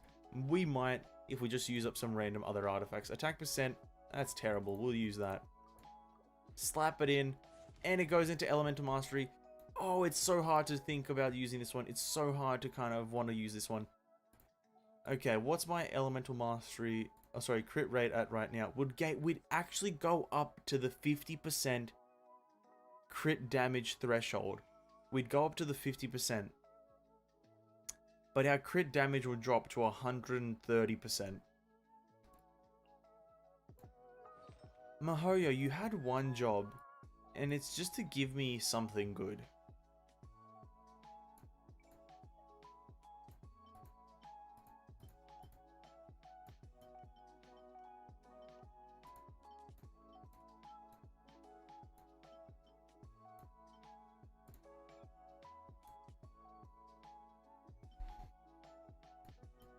Come on, something good here, something good here.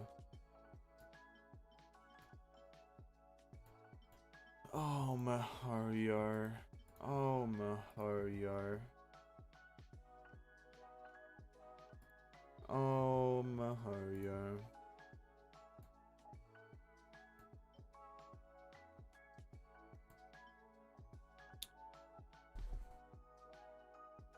It's a 70%, a 70 elemental mastery increase. No, really, it's a 30. I thought it was higher. Energy recharge, also loss, HP, and it's a whopping 14% crit damage that we're losing. Oh, actually, it's not 20. It's not 130 that we go down to. We go 135-ish. Oh, I think it's probably worth it. We also gain 18% attack because of Gladiator's set bonus. You know what? I think it's a good piece. What are the details? 49.7 with 137.8, 172 recharge with 66 hydro damage bonus. That's pretty good. I'm fine with that. But to test how fine I am, we're going to go test it on, as per usual, the Pyro Whopper Flower, the Pyro Whopper Topper, Big Chopper Chopper. We're going to use, we're not really looking for like massive throughput. I just want to see his potential by himself. So we're going to run double that. We're going to run double Hydra just so I can get the weird pod things off. Oh god, sorry.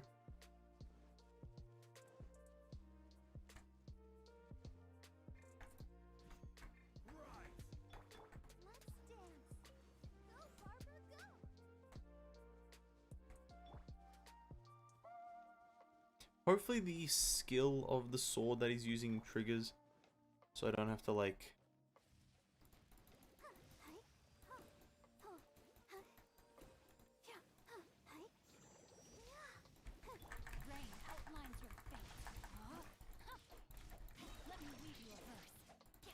Obviously his sword attacks 3.1, 3.1...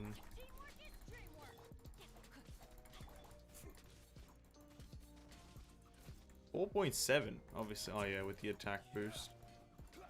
Okay, 4.7 when they do crit with an attack boost. I think it was 3.1 when it doesn't crit.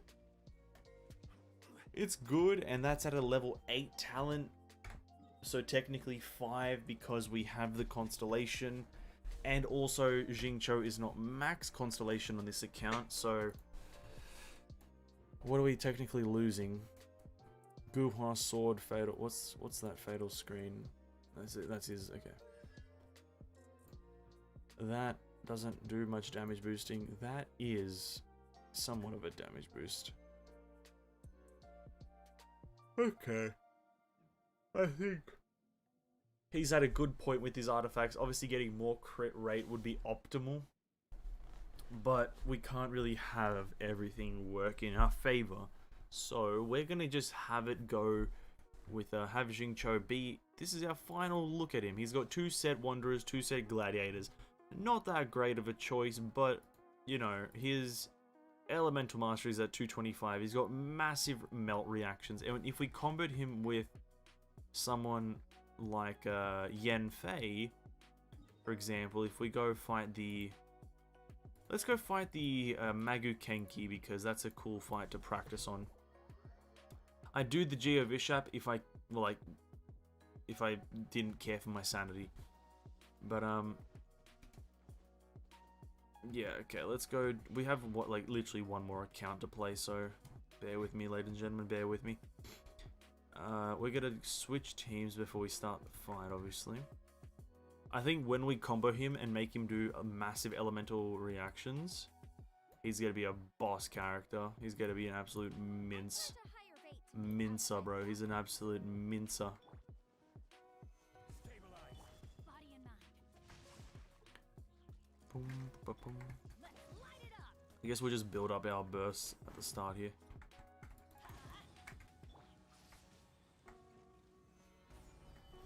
Motion to compel. Let's light it up.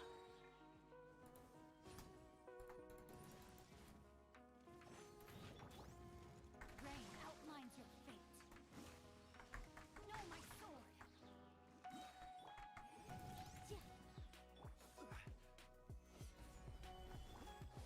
light it up.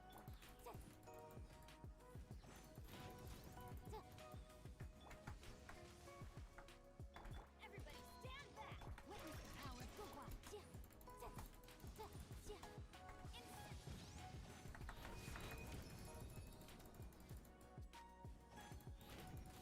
Okay, so I hate the Magu Kenki, and this was a terrible boss fight to test this on, but we're getting 4.3k, 3 to 4.4k, some, he's doing good. He's doing good. The Xingqiu is in a good position. Personally, I hate the Favonius sword, because it just doesn't deal damage, but I guess you need it. And obviously it's only at refinement 2 for me, so I definitely need to upgrade that. And maybe next time I roll on a weapon banner, I'm just gonna pray for more. Sorry, not Favonius, sacrificial swords.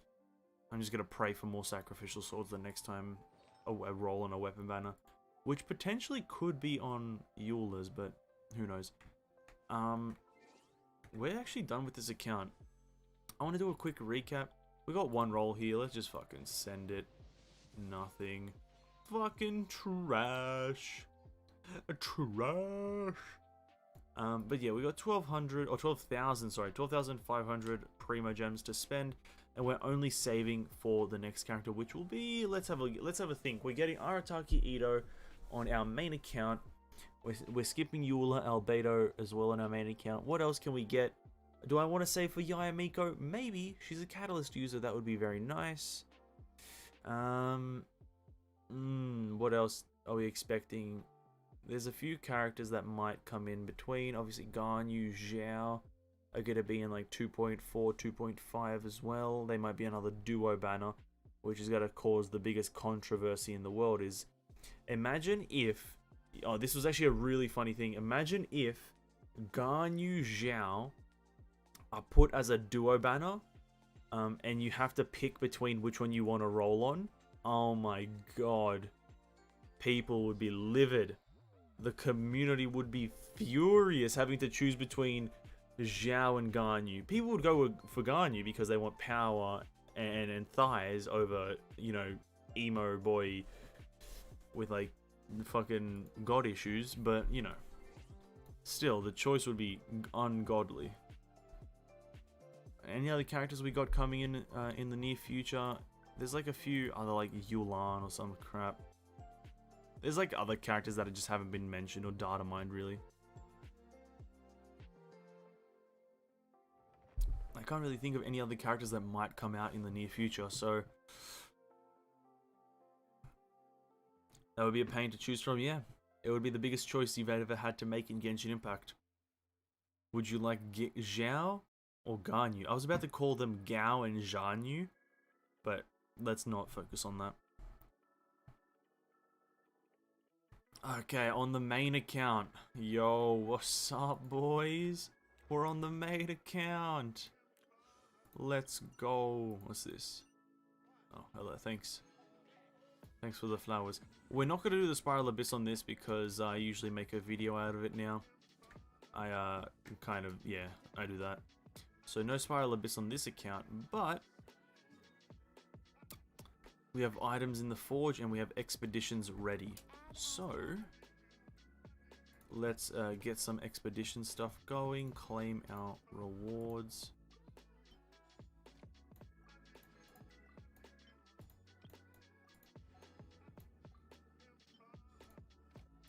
Just stocking up on resources.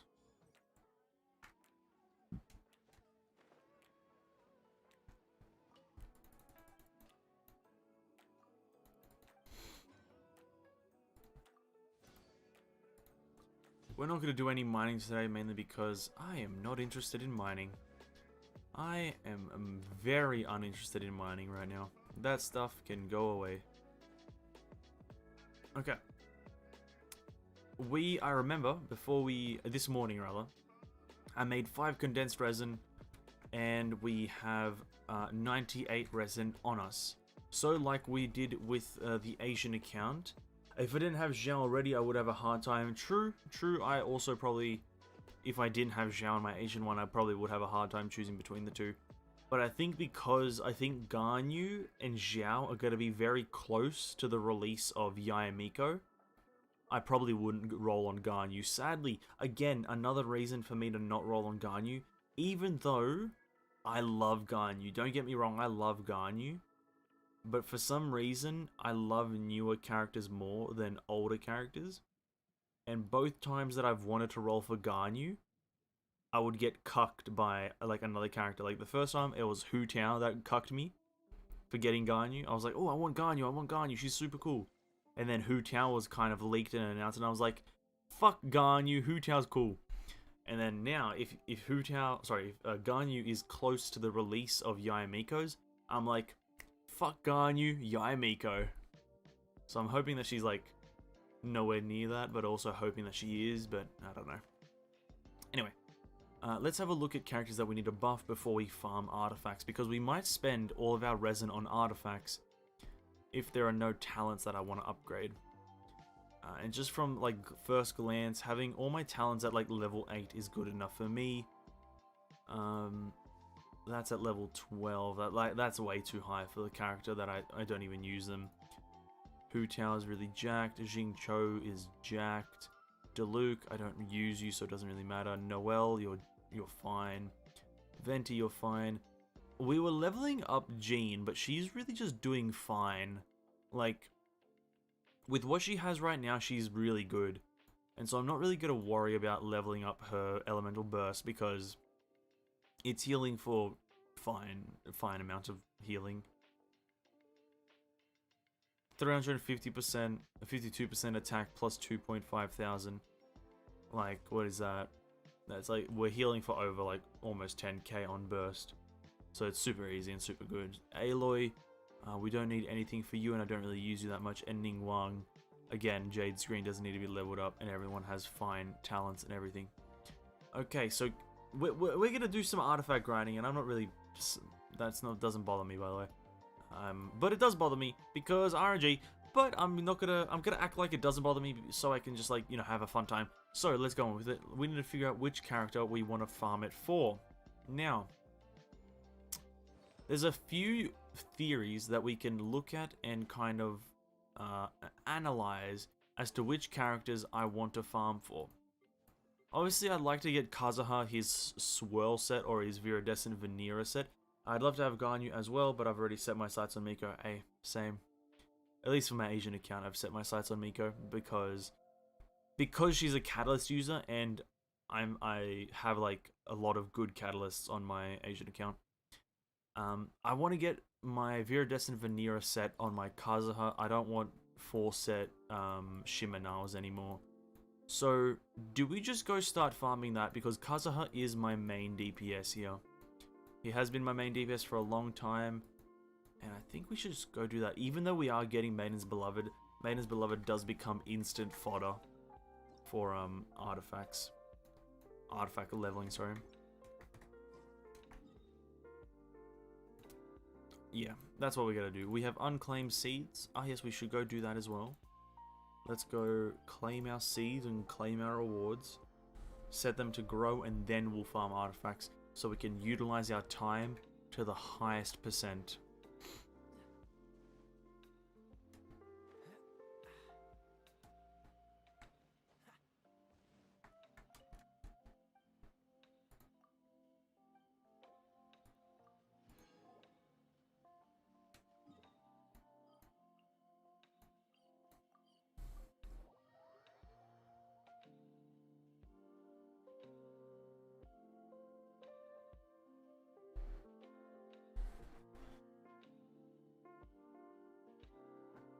Viridescent is really good on Kazuha, yeah. It might be good, and I don't know if it's best in slot, but it's 100% better than Shimenawa's. I will say that much. It is 100% better than Shimenawa's.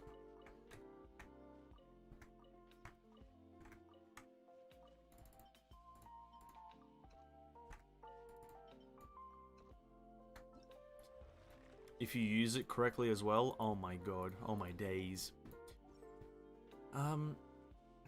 Now what I'm contemplating is that oh no, never mind. We're just gonna continue onwards. We're gonna go do Viridescent Vanilla, which is right here, correct? Yep. This is probably one of the worst domains to farm, if I'm to be completely honest, because Viridescent is what you're hunting for, and what you might get is Maiden's Beloved, the worst artifact set in the game. But hey, it is what it is, you can't do much about it. You take what you can get, and you leave what you can't, I believe is the saying. Okay, Venti to make things easier. And that is the God Squad. You can't get stronger than this. Oh god.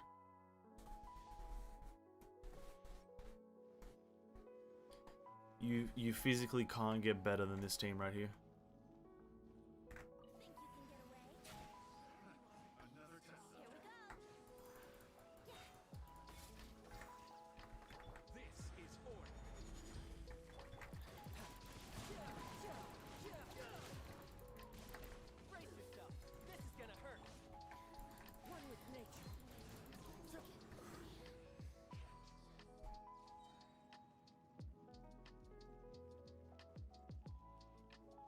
Nice. God, the power difference between my main account and my Asian account is tremendous. Yeah, but this is, look at this, this is terrible. Double Maiden's Beloved straight off the bat. Yo, kill me now. End this suffering.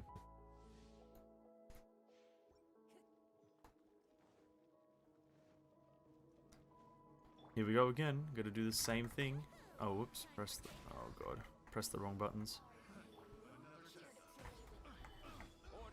Here we go. We're gonna rinse them again. They gotta fall down.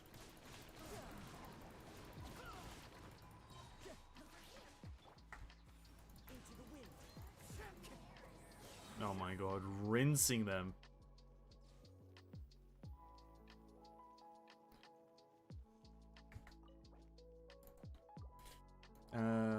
I farmed on that domain for like more than 8 months now on my main account daily, and all I could say, it's really painful to farm that domain.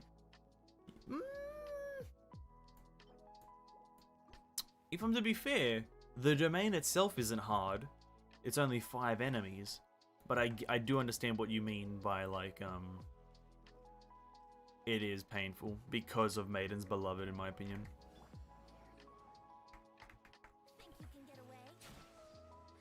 It's the fact that you can get really scuffed by Maiden's Beloved. Like right now, in my 2 condensed resin that I've spent, I've gotten 3 Maiden's Beloved pieces. That's terrible.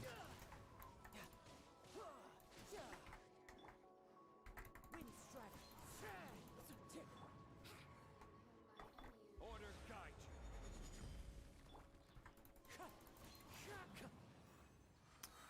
you. Yeah, Maiden's Beloved. Here we go. We're probably gonna get another 2 or 1 here, because it has happened to me before when I was farming this for Xiao on my Asian account. I think I used 3 condensed resin, and all 3 condensed resin were double Maiden's Beloved. And I think at that point, when that's the reason I hated like building my Xiao. Like, look at that. 3 resin, 2 of them have been double Maidens. Like, I know it's a 50-50. I understand that it's a 50-50, but no. But no. That's my answer.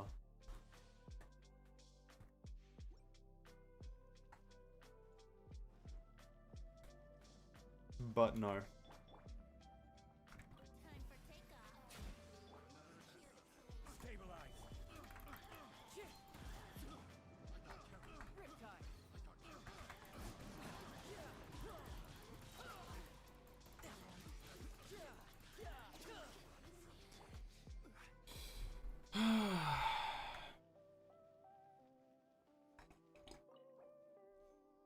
Here we go. 4th condensed resin. 4th condensed resin. Here we go. Ooh! Double helmet. Bad. Worse. Okay.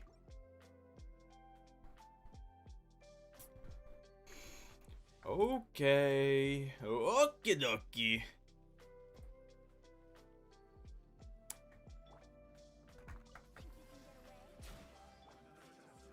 Stabilize. You can run. Can't hide.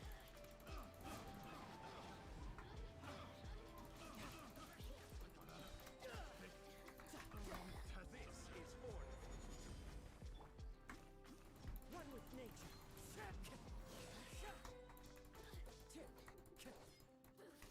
Time to go. Yeah, now that I've got some decent artifacts for the anime boys and girls, I'm so happy that I don't have to farm on that domain in a long time. Yeah, I wish I was there on both accounts. But when you have Xiao and also Kazuha, you have to build both. They're both way too good. Oh, an Animo Feather. Another double Maidens, but Animo Feather. It is... no rate, no crit rate, but because he's using, Kazuha's using the crit rate sword, that's moderately okay. But still, not the best. Not the best artifact I've seen in my life. Not the worst. We'll take it.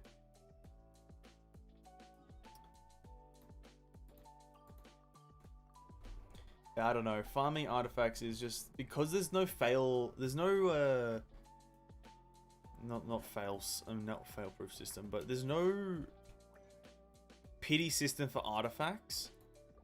That's what really makes it like super frustrating.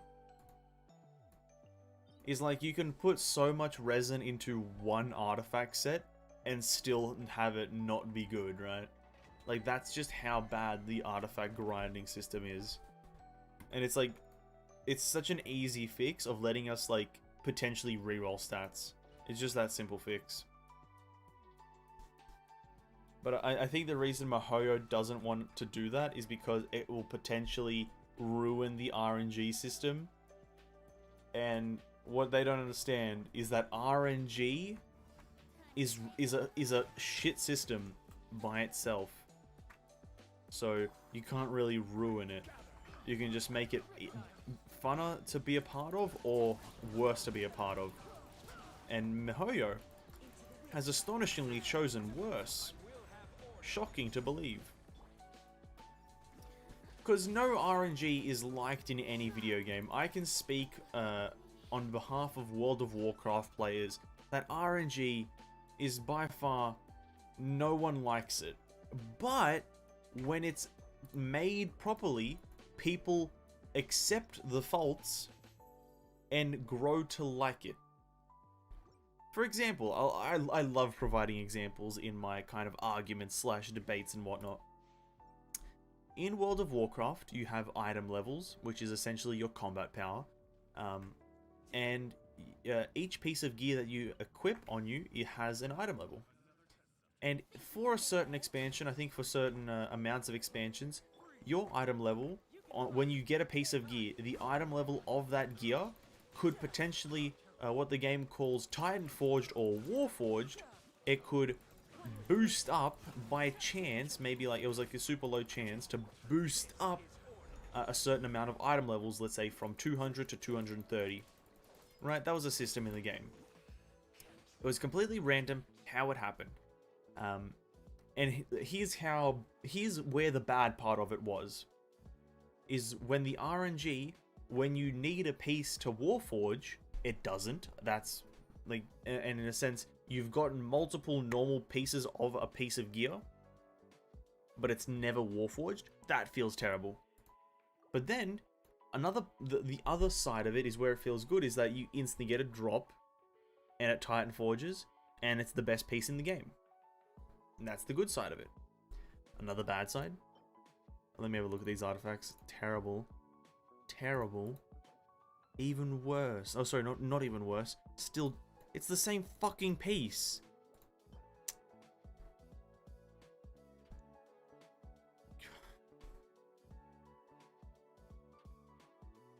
Anyway, back onto World of Warcraft. Honestly, in the end, Mihoyo can fix their RNG system. I'm not even going to continue my World of Warcraft analogy because I think I lost my train of thought. But Mihoyo can fix their RNG system very simply by just letting us reroll. It's such a simple fix, and I'm shocked that they haven't done it yet.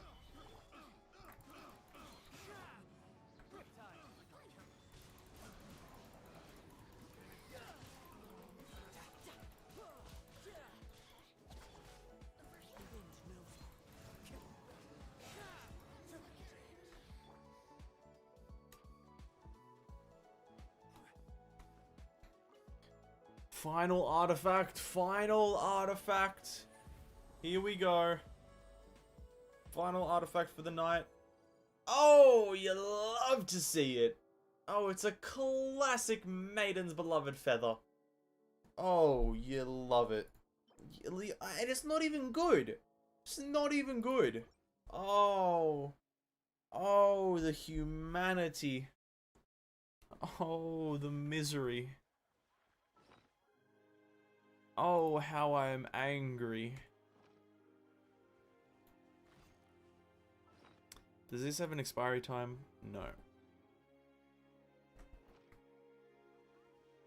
Oh.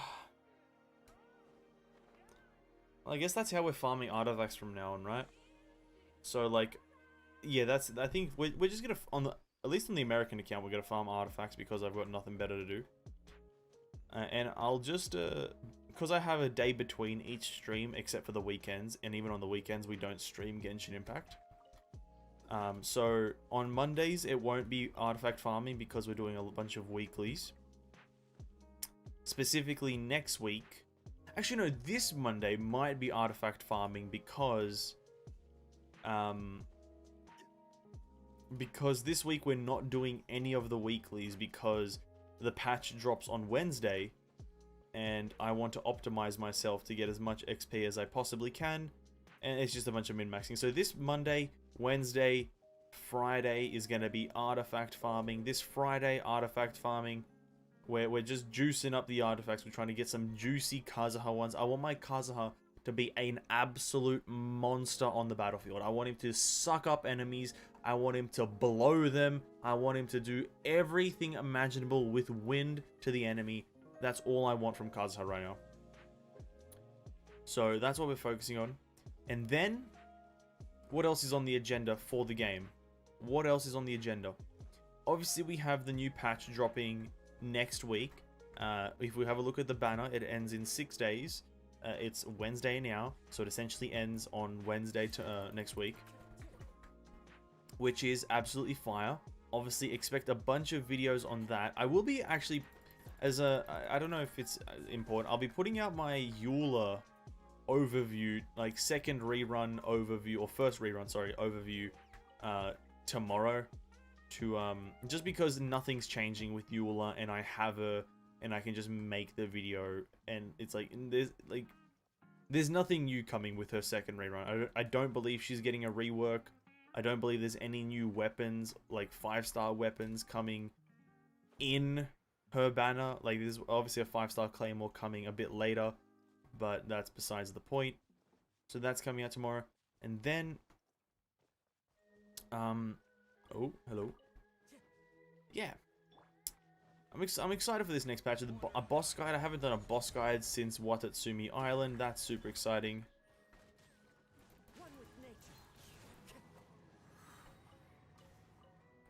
Get a bunch of slimes. We might have just farmed some materials for a bit.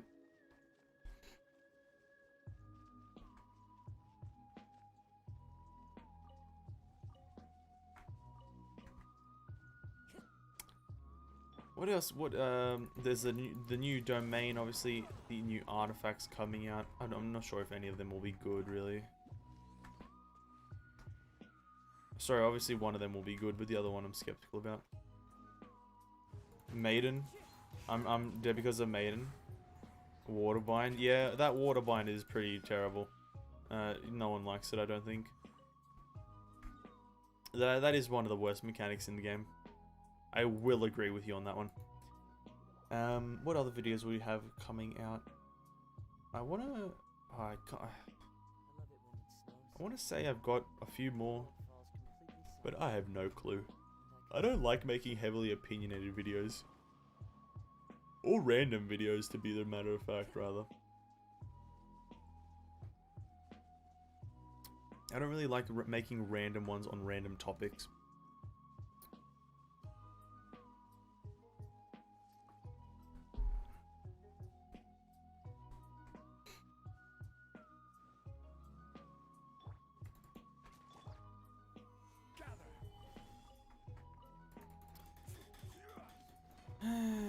But maybe one. Maybe. Who knows? Who knows what I'm thinking right now? Let me tell you, it's quite nothing. I'm actually not thinking at all. It's that mindless staring into the abyss that kind of really gets to me. You know, when you just, like you're tired and you just look at something and then you forget that you exist for a second. Yeah, I'm having that right now. I think that's called a bruh moment. I think that's called a bruh moment. Think you can get away? I will have order.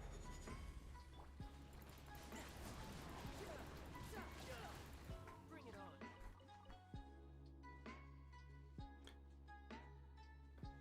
on. Maiden, a domain expansion, Mirror Barrage. Yeah. Honestly, the Mirror Maiden can actually die in real life. I wish the domain, I wish the Mirror Maiden nothing but misfortune in life. If I'm to be completely honest, the Mirror Maiden deserves nothing but misfortune in life.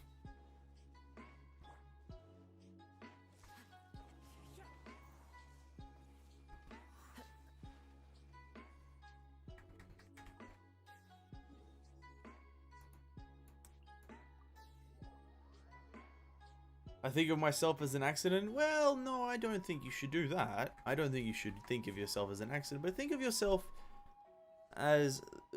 look from the third person. Have you ever tried playing third person real life? I feel like that would be interesting. Look at yourself from a different perspective, and that's what I'm doing right now, is when I space out, when I space out, I'm just... It's like I'm phasing into a different reality. That's what it genuinely feels like. You know what I mean? You're just phasing out. If they didn't have the high highs, it would be fine. Yeah. Yeah, 100%. You are correct on that one. If her HP wasn't on par with a boss, then she'd be an absolutely fine enemy. But because, literally, you're fighting a boss but not a boss, it's not good.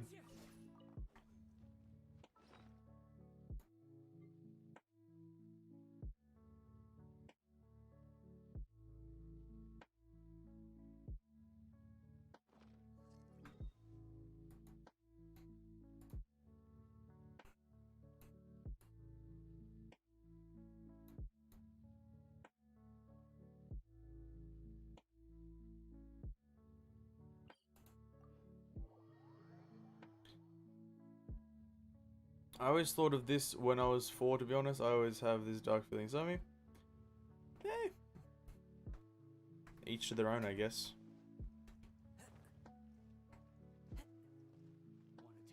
Can't really change how you think.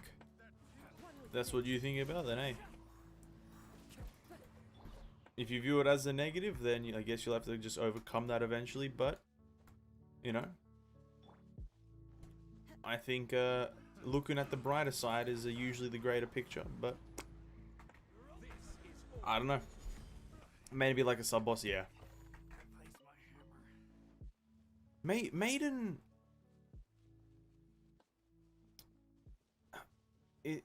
I can't express my anger for the enemy. I can't express it. It's this underlying fire brewing in my stomach when I think of the enemy. It's this ungodly desire to want to just slap the developers at MiHoYo. It's this insane urge to just want to do some kind of Looney Tunes styled chase down a corridor, smack them with a pie or something like that. It just that's what the Maiden really makes me want to do to the developers of Genshin Impact for adding this enemy. You can run, but you can't hide. Because it is the worst enemy. Is she the worst enemy? There's so many bad enemies in this game. There are so many bad enemies in this game.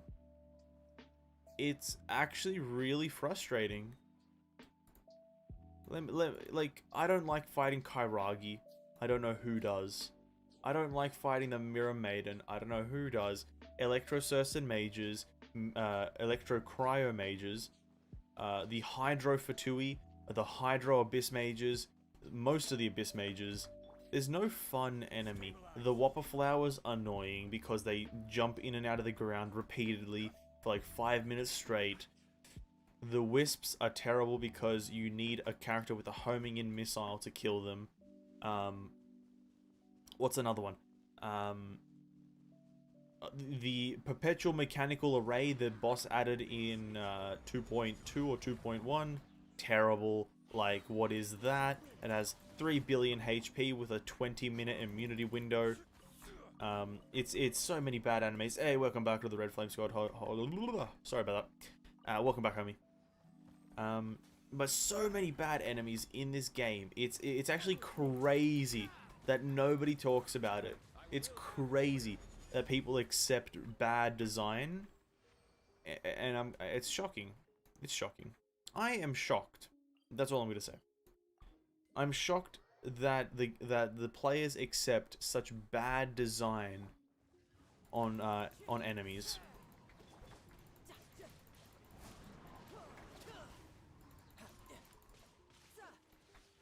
The Primo Geo Bishop is also a terrible enemy. Sorry, let me state that. The enemy literally has the worst hitbox I've ever seen in a video game. It's crazy that that hasn't been changed, because the hitbox is atrocious if you're playing a melee character specifically. If you're playing a melee character against the Primo Geo Bishop, you must have noticed that you don't attack the Bishop, you attack the area in front of it, and that, in a sense, makes it look like you're missing 90% of your attacks, and also sometimes does make you miss 90% of your attacks. What's another bad enemy? Dvalin isn't great. even though he is from the start of the game, and I think that's why it's mostly accepted for him. He's not a great boss. Why do we have to climb during a boss fight? And why does that eat up the amount of time that we have to attack him? Why don't we spawn next to him, or why doesn't the timer start for him to fly back up the moment we actually deal damage to the thing on the back of his neck? In my opinion, he should have fallen on the side of his neck and we can just attack it straight away. That would have been a lot better. Also, every character should have been able to shoot him in some way to deal damage to his shield whilst he's flying, not just Garnu. There's so many problems with that fight, in my opinion. What's another boss that sucks? The Oceanid sucks. Like, you can't put Zhongli pillars on the ground. You can't put any kind of construct on the ground. You're perpetually wet. That's kind of alright, but nobody likes it. The birds in the sky, you can't hit them as a melee character, so you actually have to go into that fight actively with one or more ranged characters, specifically, or not specifically, but more towards elemental based, not just kind of physical ranged characters. One of the better boss fights is the Geo Hypostasis. Astonishingly enough, there's very little wrong with that fight because you can go into that fight with either a Geo character or a Claymore character. Pick between the two. There's a bunch of each, right? In terms of dealing with the actual boss, quite straightforward. Destroy the pillars. You know, it's a good fight.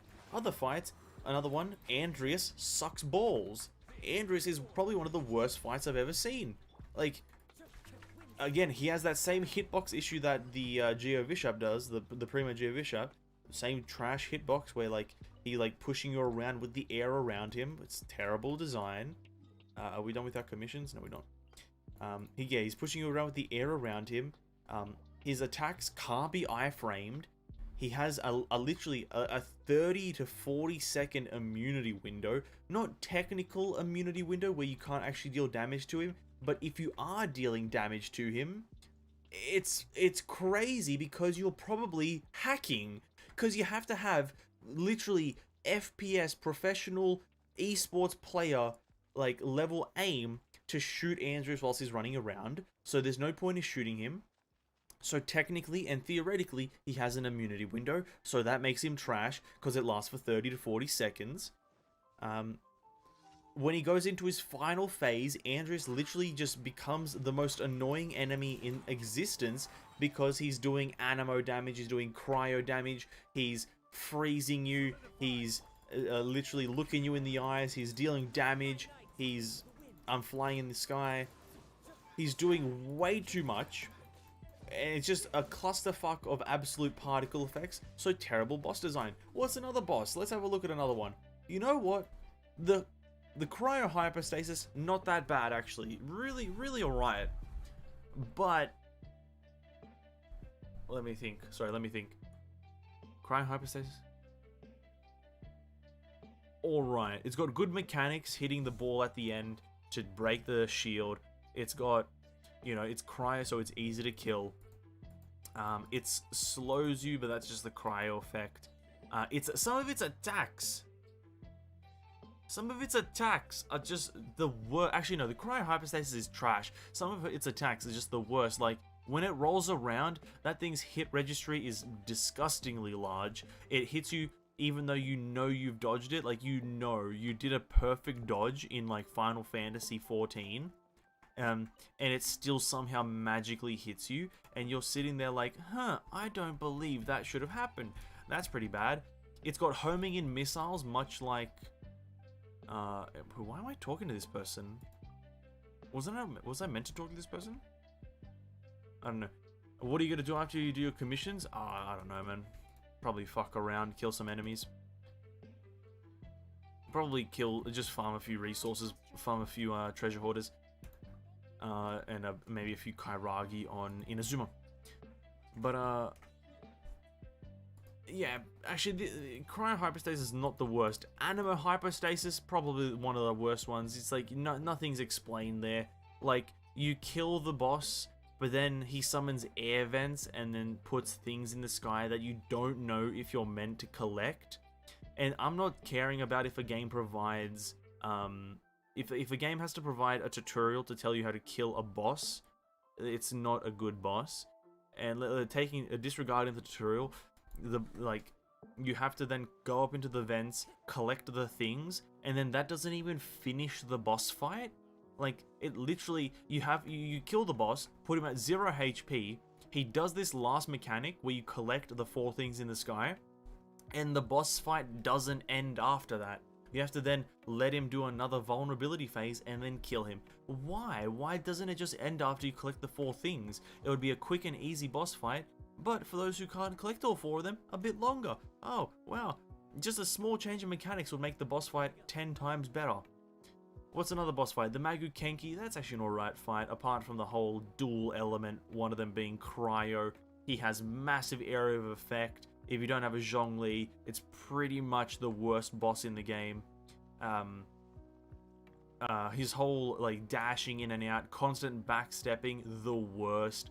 Like, never make an enemy backstep. Here's why. Nobody likes that. Nobody says this fight could do with a bit more backstepping. No one is saying that to themselves when they're making a game. Or sorry, playing a game, not making a game. No one says to themselves, oh, this fight, you know, it was kind of stale. The boss wasn't backstepping enough. No one's ever said that.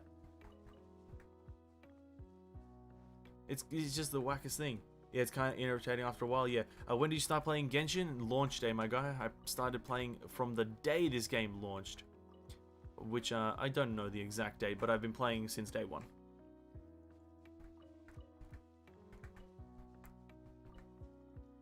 Not really. My traveler did it solo.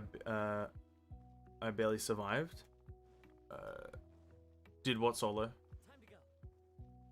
The Magu Kenki. Is that what you're talking about? The Magu Kenki boss fight? Solo? Time to go.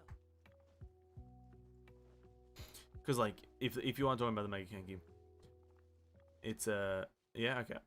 Just because someone or some players can do a solo or something like that doesn't make it a good or bad boss fight. It just means that, like, what I'm basing this off of is how intuitive are the mechanics in regards to, like, general player capabilities. Like anyone can solo the boss fight if they try hard enough. But if I'm just looking to kill the boss fight using all my whole team and whatnot, I shouldn't have to try. And I'm also mainly talking about mechanical skill. So, what you just said, you did it, but you barely survived. I'm assuming you barely survived because, well, the mechanics are hard to dodge. There's an abundance of mechanics, and all the mechanics hit fairly hard. So that's really what I'm talking about, is the mechanical level. So killing Magu Kenki is going to be hard? Not necessarily. Like, I've got a guide on it if you want to check it out. It's fairly dated from his initial launch, so I haven't really looked at it again. But it's, you know, if you pay attention to what he's doing, you'll have a fairly easy time.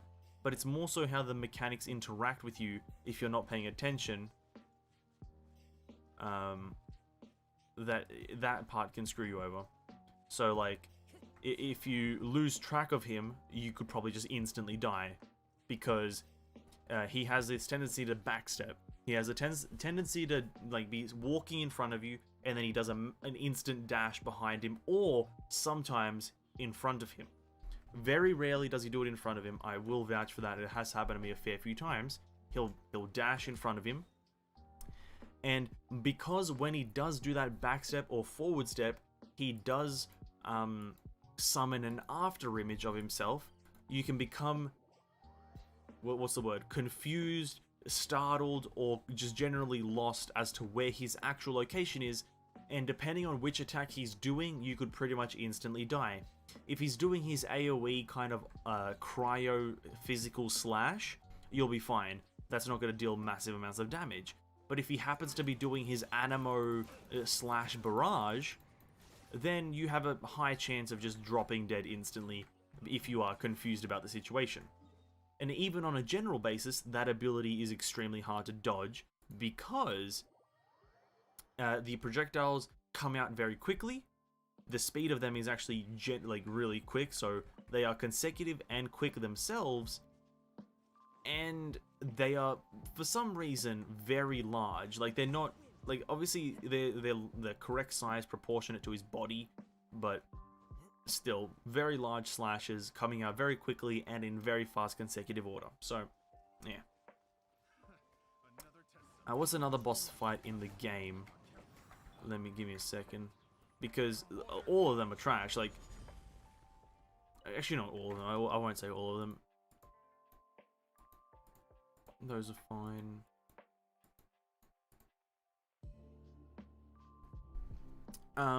Thundering Manifestation, pretty fucking garbage boss as well, if I'm completely honest. He has a near instant kill mechanic if you get hit by it. Obviously getting hit by it is key there, you have to get hit by it for it to be potentially instant kill, but still an instant kill mechanic is a pretty iffy thing for me. But that's fine. Whatever, I don't really care about it too much. Thundering Manifestation, like Dvalin and the Oceanid, has a massive leniency towards range characters. So having ranged will give you a massive boost in kind of potentially having an easy time. That's very prominent in my two different accounts. My Asian account rinses that boss. I've got Yanfei on there with Bennett. On this account, I've got Hu Tao. And the kill time is rather different, even though my Hu Tao is much more built than my my Yanfei. So that is a thing, obviously, but that's not a massive thing. Other things, other mechanics for the boss is not that crazy. Overall, the Thundering Manifestation is an overall alright one. It's like, it's not the worst. It's nowhere near the worst. I'd put it like it's a mediocre boss. There's no boss in the game that's phenomenal. Some of them are fine. Yeah, some of them are fine. Some of them are fine. That's about the most I'd give them though. Fine. I wouldn't give them any more, any less. Fine. Can you fight the Mega Kenki if you want? If you do, I'll be happy to see what he does. Yeah, sure, I can go kill him. Yeah, I don't mind. Though I'll try not to do it as quickly, just so you can see, I guess, mechanics. But yeah, I can go do that. And then we'll talk about other bosses in a second, I guess. I'll try. I don't know what characters to use. Let me just switch a bit. I'll try not to kill him instantly so you can actually see some stuff. Chivalry will never die. Ready for anything.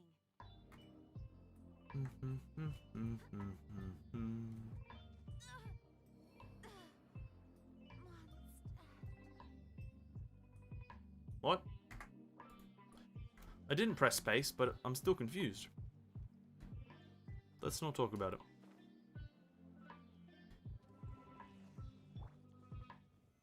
Solidify. I'm fine. So I'll try to explain as much as I can, but during the first phase, the boss fight is pretty basic. You'll just go through a bunch of random assortment of attacks. He'll do some basic swings, he'll walk around a bit, just kind of generally throw things at you. It's pretty bog standard at the start here. But once you get him to about 70%, I believe it is, he'll phase change to his second phase, which he does a massive AoE slash for. I just had to iframe it for a second there. And then he starts doing things, so, you know, this is the massive AoE slash. It literally covers like 30 to 60% of the arena. Then he has one of these. This is a basic attack, nothing too fancy. And that's the dash that I was talking about. So if you're moderately zoomed into the camera or something like that, he leaves an after image and he dashes behind. He can dash forward. There you go, that's the forward dash. And this is the Animo slash. 4 slashes technically come out. One comes out from the after image, another one comes out from the boss himself. But still, if you are caught unaware of the mechanic that is happening, those can be just very annoying and lethal, right? And that's the bigger thing, is that like the player can become confused during a boss fight if you're not paying attention. He's got a double slash here again.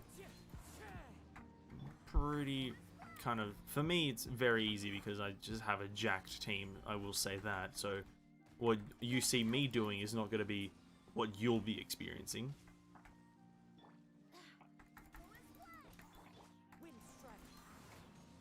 But yeah, he's just got a lot of AoE that can catch you off guard. He's got a lot of movement that can catch you off guard. Probably gonna dash here in a second. Oh, that's a shield slam. Cool.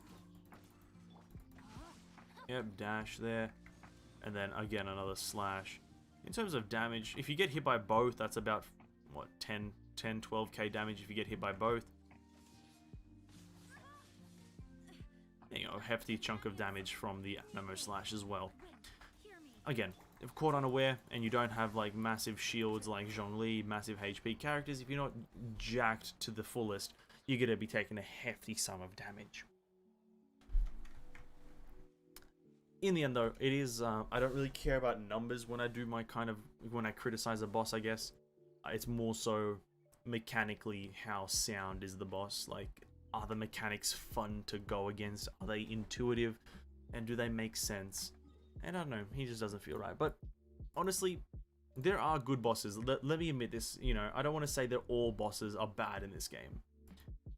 Like, so it's like some of the good ones, sorry, are, for me, the Geo Hypostasis is a great boss. It has good mechanics. You don't need an extremely specific type of character. All you need is either Geo or Claymore. That's it. So that's fine for me. And it's got pretty straightforward mechanics. You see the hypostasis, you break the pillar, and then you continue onwards. The Cryo Hypostasis is a good fight. It's not as good as the Geo Vishap, the Geostasis, but it has a few mechanics that I think could have a bit of a registry tweak with and made better. Electro Hypostasis, it's a good fight. Pretty standard mechanics of just dodging stuff that appears in front of you, and but the last phase doesn't have a hard counter. Like, there's no way to instantly do the last phase easily. Like, I think everyone is always kind of anxious about getting the last phase done, unless you're like rocking a full pyro team, but that's besides the point. I won't talk about the pyro and cryo flower because they're ridiculously easy. If anything, they're bad because they're that easy, but that's neither here nor there. Like I said earlier, the Geo Vishap sucks because the hitbox thing, where I can probably even fucking demonstrate it. It's such a bad problem in my opinion. Like, and it's really weird that people don't talk about this, because people use the Geo Vishap as a kind of training dummy to test their damage, because I think it's got the second highest damage reduction in the game, or damage resistance or whatnot, certain resistances, and so people use it. And I don't know how people don't complain about it. I guess because they one-shot it. But the thing that you'll notice is, when this is melee character specifically, so Kazuha, Zhongli, Jingcho, Jean, characters that are melee, Hu Tao, they'll all struggle with this. And what you'll see is that if I'm attacking the boss whilst he's attacking me at the same time, I'll be swinging at an odd part of his body. So let's say I go to the back of him, I'm swinging towards the front. I go to the back of him, and I swing towards the front, thus dragging your character towards just a random point of his body. And I'm not saying that's a game-breaking bug, or that's not a game-breaking mechanic, but when it only happens to certain bosses, it's quite disorientating and quite annoying that they couldn't do this one boss correctly. So you're attacking in one direction, and then here, like, I have no idea what I'm swinging at. I'm just pressing left click and I'm letting my character go. And in the end, I guess, you're getting the same result. You're hitting the boss, but it just doesn't feel right. Like, it just doesn't feel like I'm doing anything half the time. Pulls towards the front. I'm trying to attack his back leg. It pulls towards the front. I'm trying to attack his front now. It pulls towards his left arm. it's a very annoying mechanic for me. I don't know if that's a massive thing for most people. I don't know if you guys really care about it, but for me, just something as simple as fixing the hitbox of the enemy is enough to like make me satisfied with the game for at least the next month. I know. I mainly noticed this issue as well when I was playing Hu Tao, because Hu Tao's specific playstyle of heavy attack spamming. It's very prominent when you try to do that. Hu Tao literally like spasms out pretty much and does not function like an actual character. Oh well. Anyway, I'm done with ranting about bosses. Like, they're never going to get fixed because it's old content and nobody cares about it. That's literally, like I said as well, because it's not a money-making move for MiHoYo, then they're not going to fix it. So, I don't care.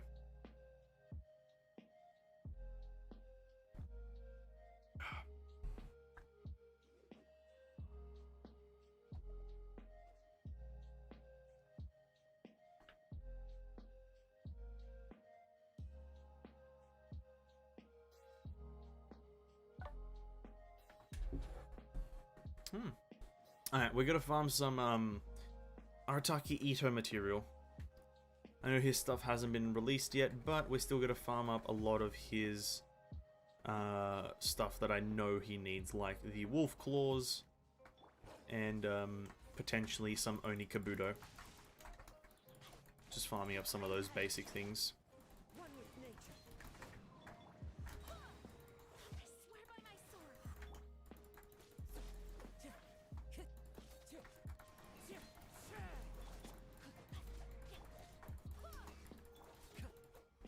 Wind strike.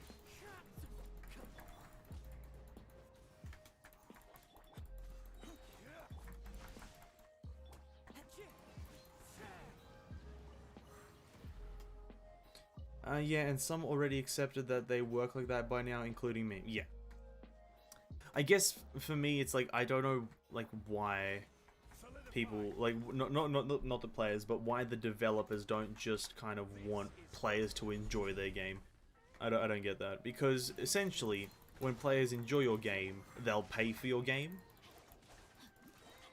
Is that not like a pretty accurate kind of design philosophy? If people enjoy my game, they'll probably pay for it. And so if you make your game more enjoyable, hey, guess what? People will pay for it. Really? No, my sword. Like, it's pretty straightforward in my eyes, but I guess each development team to their own. I don't really mind or care. I'm gonna go, dude. I'm gonna watch anime. You had a great stream. Alright, man. Thanks for stopping by. I really appreciate you stopping by, chatting, hanging out, vibing. Hopefully I showed you the Magakenki fight, and hopefully you learnt a few new things. But yeah, man, thanks for stopping by. Enjoy anime. Enjoy the animes.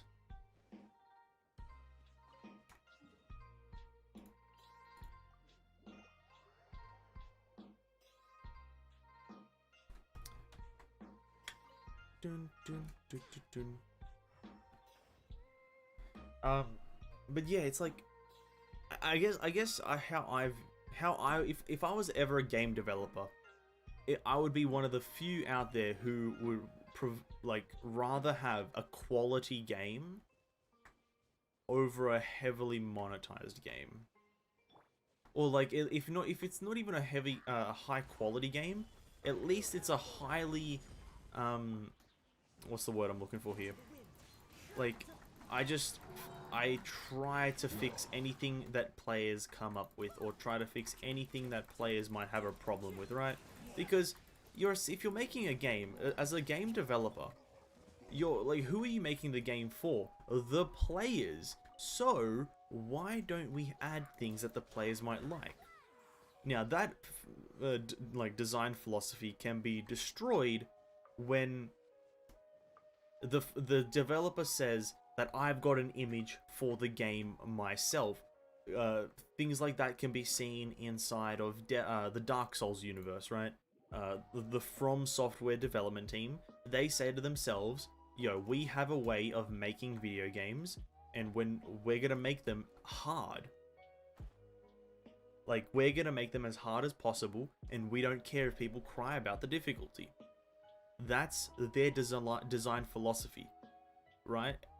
That's something that you can't argue with. But when you're making a game that's meant to be enjoyed, not meant to be ungodly difficult, you know, there's a lot of standards that have to be met. You're kind of like, well, you're not this type of game dev team. Anyway, I don't know if this is true when he is released, but I saw a leak that Ito uses Onikabuto as his ascension materials. Yeah, that's true, and that makes perfect sense. He is an Oni, and it's called Oni Kabuto. Yeah, that's 100% true. Yeah. I think that's beyond the truth. Some would call that truth to the power of 2. A quick math equation for you.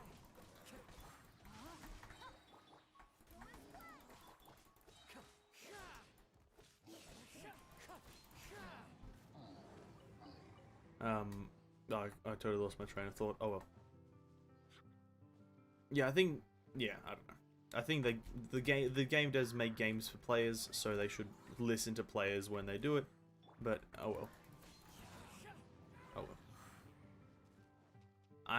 I'm not a game dev, so I'm not going to argue with game dev philosophies and whatnot. So let's just enjoy the rest of the stream as we sit here farming random materials, hoping that Arataki Ito uses them.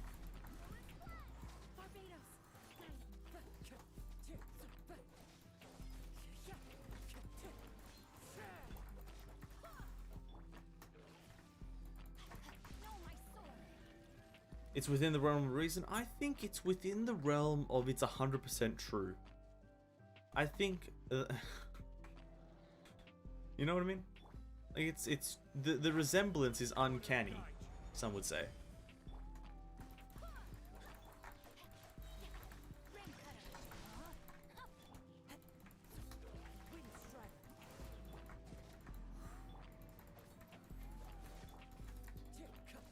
No, I don't know if it's where I got my information from. Obviously, it might be wrong, but if you saw it in a leak, then it's most likely true.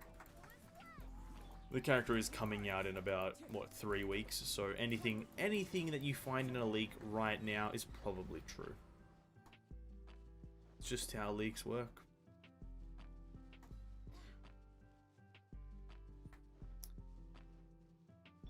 I do wish, though, that MiHoYo had, like, a worldwide beta test for Genshin Impact. Not because I would want to join in on it, but because it's, like, something that I think would be fair. Because not having any of the beta stuff translated is kind of rough. Though it doesn't make a big impact on me, because I don't really look at leaks anymore. But, I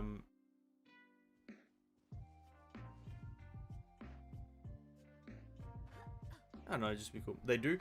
I know they have a beta, so I don't know if I said... I might have forgotten to say that. Sorry, I do know they have a beta, but it's not a worldwide beta. It's just a China-specific one. So, that's my thing.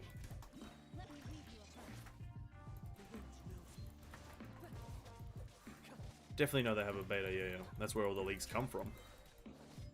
But just wish it was worldwide.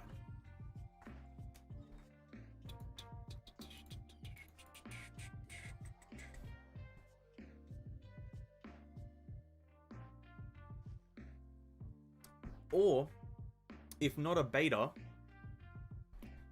if it's not a beta, then a PTR. For those who don't know what PTR is public test realm, or sometimes referred to as public test server. A PTR would be cool, where, let's say, it's mainly for implementing different mechanics or different systems, and you can jump on there and test it before it's implemented to see if it's good, give some minor feedback. You know, a lot of games have a PTR more so than a beta. But, you know, each of their own. I don't know. I find those things to be moderately better, or moderately cooler to have in a game, because it, you know, constant feedback to the dev teams. Oh well. I know, I think sometimes I also forget that MiHoYo is a gacha company. And for those who don't know, I don't actually have a gacha background. Again, like Mr. M-Tashed, I don't actually have a gacha background, so just in case you're curious. Like, essentially, Genshin Impact is my only gacha game that I've played hardcore. Yeah, specific ones. Let's go. I save 1,000 primo. Hey man, Pog, 1,000 primos. Let's go. That's almost a 10 roll. That's almost a 10 roll. And you know what they say about 10 rolls? That's 10 pulls. And 10 pulls, that's Pog. And that's exactly what they say. In that order. No, that's epic, homie.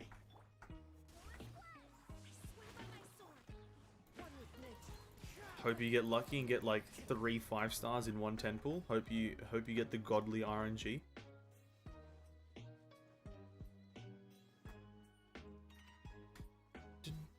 My headache's kind of gone away halfway through the stream. That's pretty crazy. Like, I can still feel it there, but it's not as severe. That's fucking phenomenal.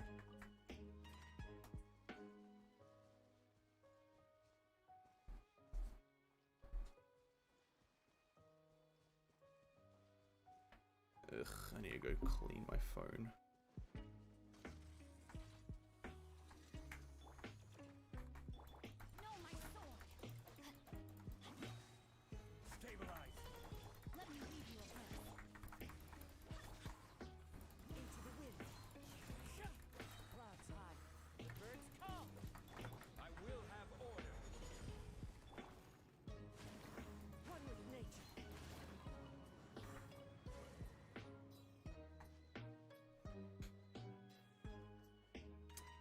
And my luck is limited. I can only get 1 5-star after 3 new characters are out. Well, don't. But that's the problem, homie. You need to get out of that thought process. You need to start thinking that you'll always be getting 5 stars, and that's when you'll actually start getting them. Is once you start believing that every pull is a 5-star. I believe that every single roll that I put into this game should be and will be a 5-star, and that's why I'm also very unlucky and barely get anything. Like, it's ungodly how unlucky I am as well. But it's all about believing yourself and pulling with confidence.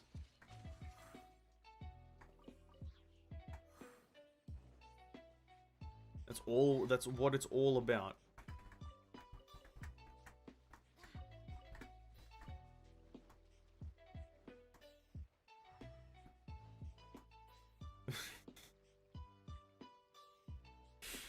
Oh god, I'm a funny man, aren't I?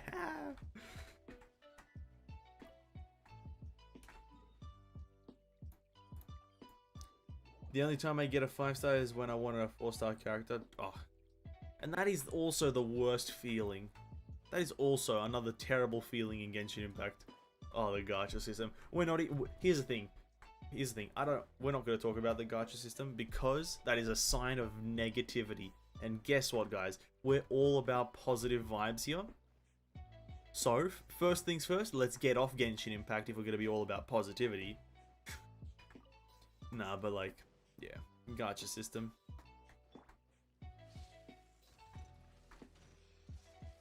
Nah, that also, what you mentioned though, wanting to get a 4-star but got a 5-star instead, that's another terrible thing in Genshin Impact. Like, it happened a lot on, from what I can remember, it happened a lot on Tartaglia's first rerun. So his second banner overall. Because that's also the first time Rosaria was in a banner, if I remember correctly. That's the first time Rosaria made an appearance. And people wanted Rosaria because she's like the new character, obviously, a new 4-star. And some people, I know my brother actually, he went a long time, he put a lot of pulls into it and did not get a single Rosaria. I know a lot of people probably put a lot of rolls in, got probably C1, 2 Tartaglia without getting a single Rosaria, and here's why. You're not guaranteed a character.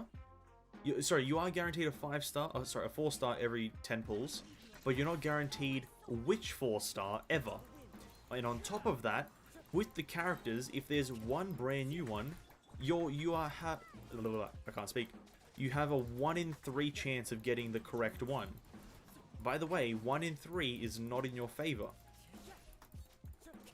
So if there was some sort of potentially, so how would some people call it?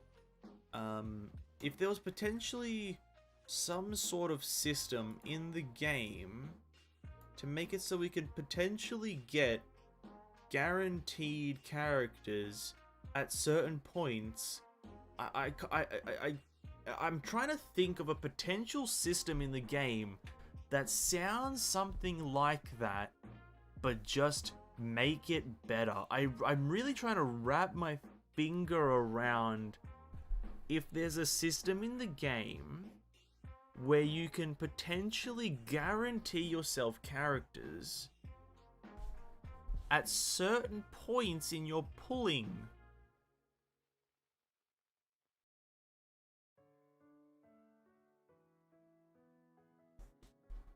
Like, this game's trash. Don't mind me vibing to bass music. Oh, I bet we're all vibing. I want a Rosario in that banner also. I didn't have Tartaglia at that time. It was that day I got him. There you go. There you go. That's... Like... It's what happens. Like a pity counter? I was hinting at the epitomized path system, but just for 4-star characters, for 5-star characters, actually not for 5-star characters, just an epitomized path system just for 4-star characters. Like, why not? Like, let's say you click, okay, let me literally run the system by you guys step by step on how it would work. So over here where you see the epitomized path symbol, where it's out 0 out of 2 here on the left hand side, above that it would be like lucrative stairway or some crap like that. They'd make a name for it, and that's for the 4-star characters on the character banner, or it would be here for the character banner, right? And then you click on there and you select which character you want. And so let's say I click on it and I select Toma, and then it's 0 out of 2 or 0 out of 3. And then what that means, if it's 0 out of 2, then every third character, or every third, 4-star that you get would be Toma, a guaranteed %. And then you can go in there at any time and switch that, because it's a lot more important to be able to get multiple of these of different characters than it is to get multiple different ones of 5 stars. That's why this one would be changeable. Does that not sound like a game-breakingly good system? Level with me. Level with me. Just a system to get 4 stars guaranteed at some point in your rolling career. Like, I don't know. I'm just mad at this game now, I guess. I'm just mad because I'm finding so many problems that I have, and I think that people need to have. Oh, my voice.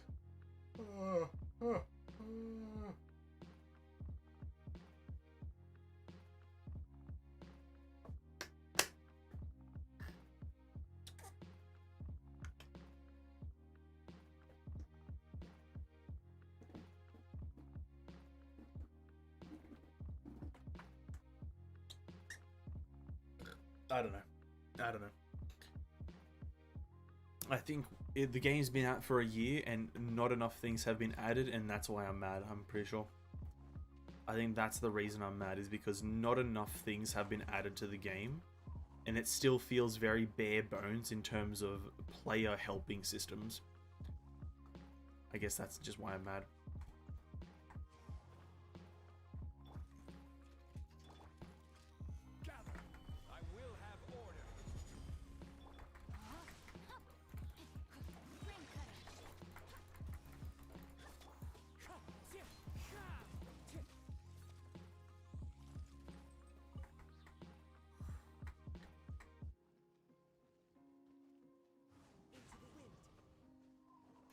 To be honest, I feel like we never miss a stream without that complaining about some random aspect of Genshin. Because there's so much to complain about. There's so much to complain about. It's crazy. And yeah, you're honestly C6 Rosario. You should probably build her because I think C6 Rosario is actually broken. Now I feel bad for my level 1 Beto. You really shouldn't. Like, do you have is it a C6 level 1 Beto? If so, then honestly, don't feel bad for not leveling up a character. Just, oh, phone notification. But like, maybe like, how you should look at it is, if you want to build the character, but haven't, maybe you've got better things to do. Like, do you want to build Beto? Is that a thing that you want to do? Like, do you see yourself potentially using her a lot in the future? You know? Because, like, let me explain my philosophy, right? Okay, so you see my character list here. It's quite large. Literally every character after Ningguang, I don't see myself ever using unless I get them to C6. Because everyone below here is pretty much below C6. Like, I've got Beto at C6. I don't want to use Beto though. He's close to C6. I don't like using him. C0, C5. You know, I don't plan on using these characters ever. So maybe induce that kind of mentality of, can you see yourself using this character in the future? And do I want to use them as like a main DPS, a DPS support? And then maybe then you'll find which characters you might or might not feel bad about leveling. Because, like, personally, I do not care what level Amber, Diona, Kujo, Sara, Official, Yanfei, or Xinyan. I could care less about them as people and characters. Like, you know what I mean? I'm just laying down the law right now, laying down the facts.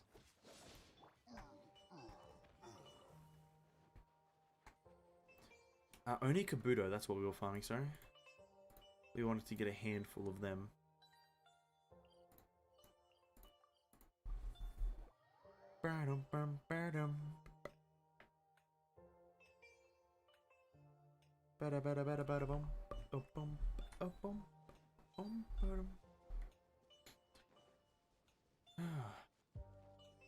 It's like my jaw's kind of starting to hurt because of all the ranting I'm doing and all the complaining.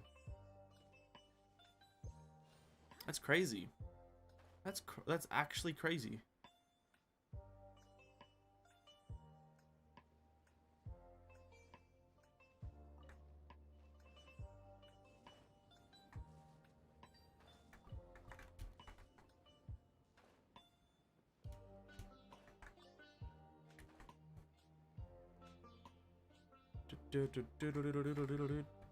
Oni Kabuto.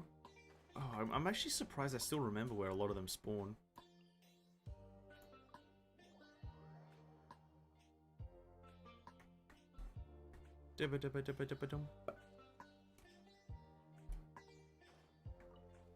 Even though I did this farm, like maybe 2.1 I made this farm.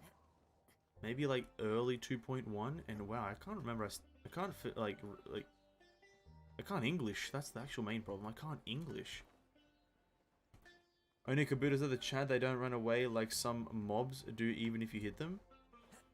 Wait, really? They don't. I guess they're just a kind of like an inanimate object. Yeah. They're just kind of like a pasted on picture, though.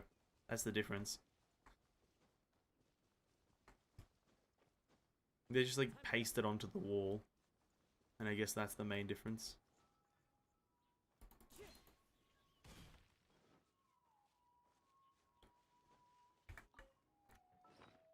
Oh man, should I whip up my... Should I like literally start playing my own video on where to find Oni Kabuto, because I can't remember any other farm spots? How many do I have? That's the key question though. Where are they? 40. Definitely not enough. You need usually 100 and something. Ooh.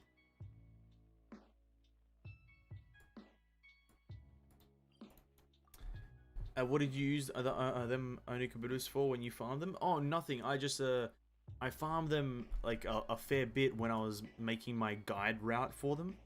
Because pretty much since Inazuma, I've started making guides for pretty much every essential resource in Genshin Impact. Or any character resource. And so I did a farm route for them because eventually a character will need them. And so I decided to whip up a farm route, and I kind of now remember some of the locations where they spawn, and then also forgot some of them. Like this one right here I remember, and there's also another one down here somewhere. It's on the log there. But like the specific ones in random locations I can't quite remember. But yeah, I did it for a video. Just an easy, quick and easy farm guide for Oni Kabuto.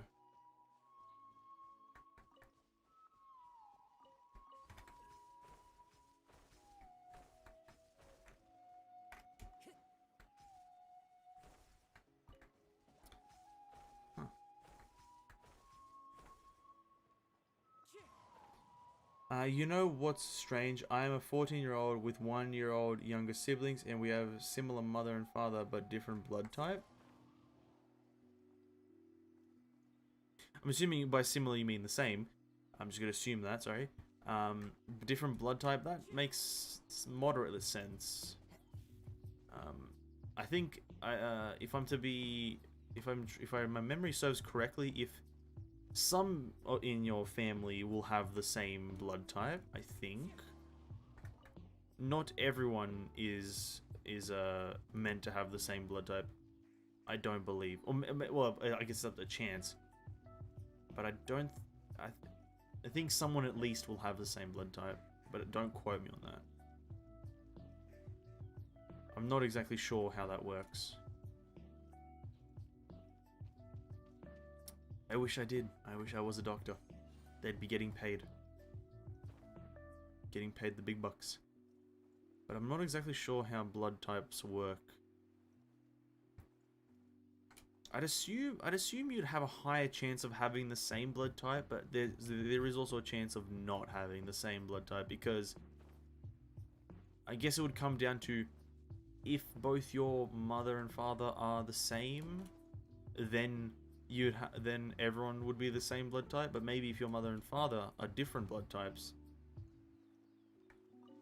you'd have a higher chance of getting different blood types. So that's probably the bigger thing, is that there's no guarantee.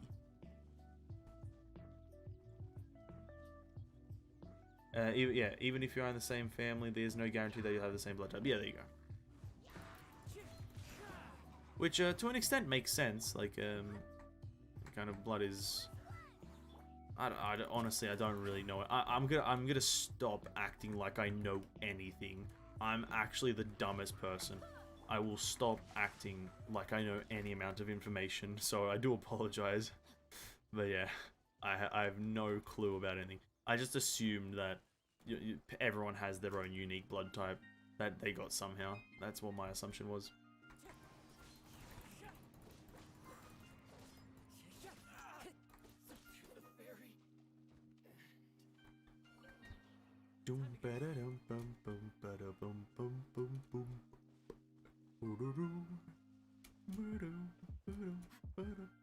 My mother is A, my dad is B, my sibling may be A, B, or A, B, while I have O, so that explains it. Yeah.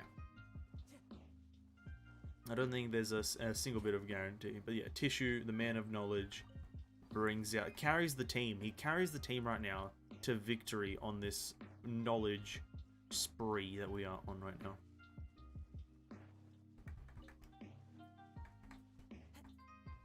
I think it's quite crazy that I literally only know video game stuff. Like, you ask me things about video games, I'll probably know them.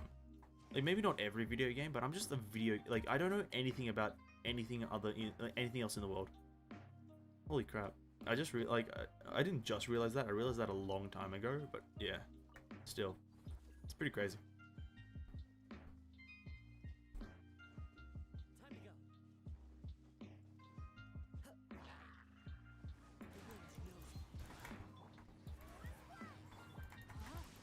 Oh my god, Xingqiu, relax, bro. You don't have to whip out a 30k right then and there. Oh my god, give the man some breathing space. I battled the boss with no food. Ooh, god, rip. Rip, man. Well, you can pause it mid-game. You can pause it mid-game, and then just... I get unless you're playing multiplayer. But if you're playing single player, you can just pause it in the food menu and then eat some food there. No worries, no hassle.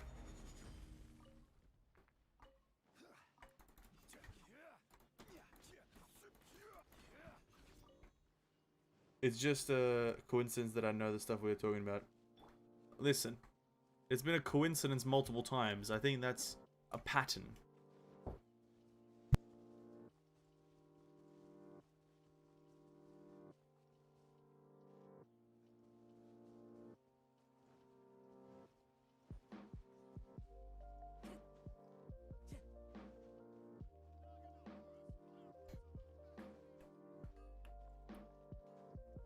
Dude. Sorry, I think... Yeah, never mind.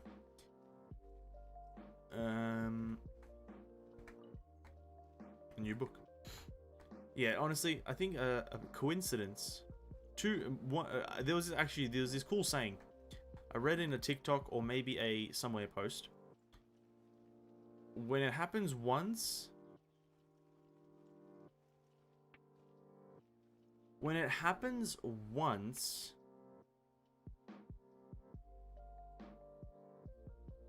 It's...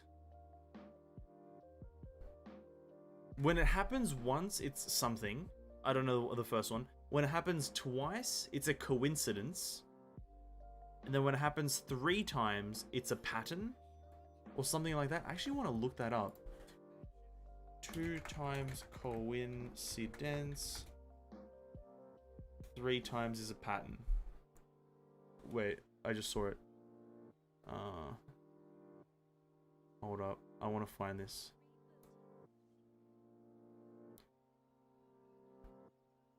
Once... Oh, yeah, here we go. So, once is chance, twice is coincidence, 3rd time is a pattern.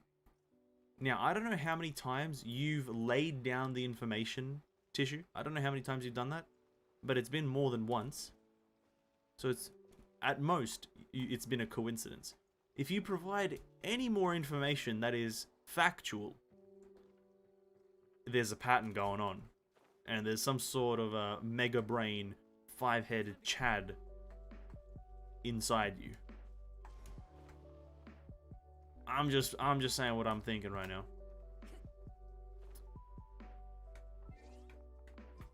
Oh, we have achievement to claim. Which is this one. Oh yeah, we also go into the teapot really quickly. Also, sorry, I just had someone come talk to me for a bit. That's why the mic went muted.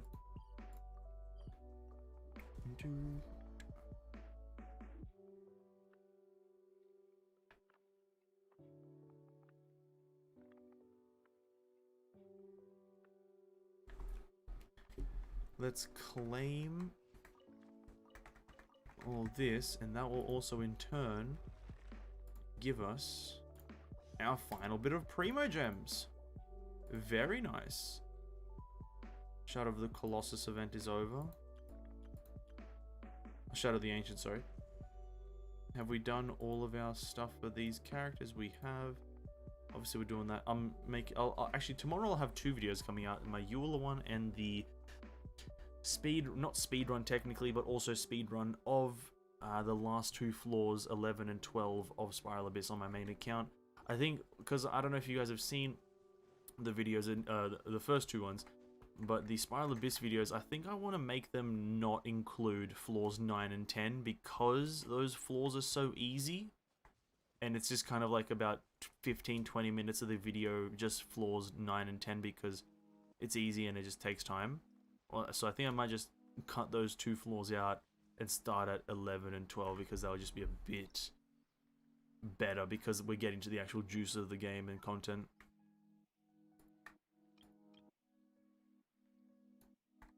Ah, yes. Who remembers this architectural masterpiece? Also, why is the game, like, struggling to load? Hello?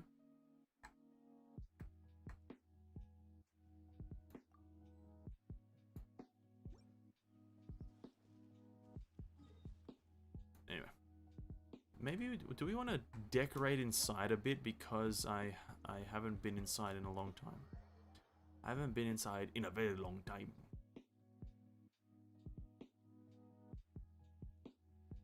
That's reasonable. Okay, fair cop. Also, actually, I should say this. Because Tishu, you were the one that commented on the journey to adventure rank 60. In terms of if I should get the weapon upgraded to 60 and whatnot, and if I should ascend the weapon and get my talents up. I have taken that into consideration, and I haven't done it because I want to see how far. Another thing I want to test, I guess, in this whole series that I'm doing is how far into the game can you go without defeating a boss, without doing a talent domain. I want to see where the breaking point is. I want to see where the game pretty much forces you to have to go into a domain or a boss fight. That's what I want to see.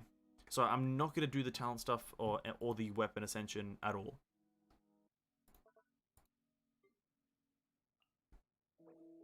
Now, onto this. I want to get the primos from all this right here. We can get 60 primos from this one. We don't have Eula. We do have Ningguang. This one, we do have the materials for. We just need to find that. This thing. What? No, what else are we missing? A lamp? Bro. Where'd the lamp at?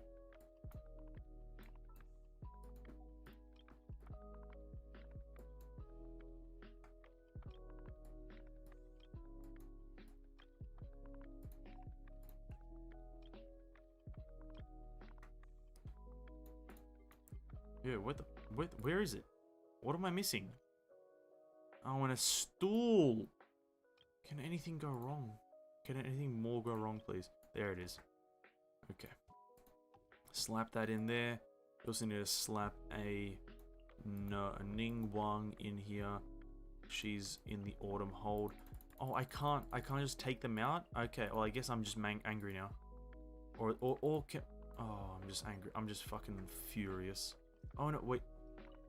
This is the books here are. If I had to say one thing, I'm so confused.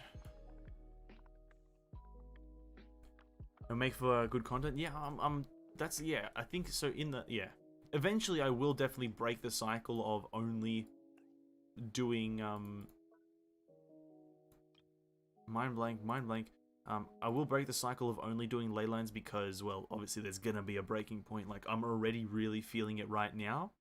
At adventure rank 30, without having leveled up my weapon, the Traveler's level 60, I'm not doing enough damage, right? Like normal fights are taking a lot longer and it just feels a lot clunkier. So I'm very close to the breaking point already. But I'm still going to go onwards. I think maybe I should be able to get to 35, 40 AR terms before the game actually, like, literally shits itself.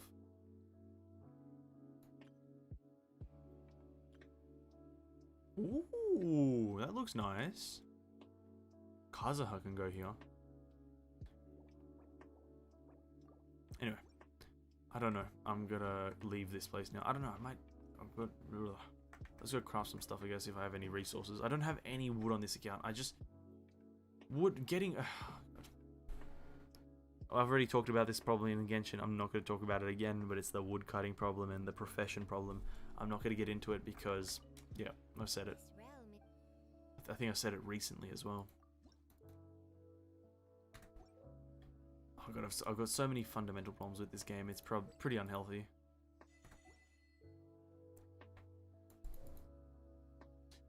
Realm Depot.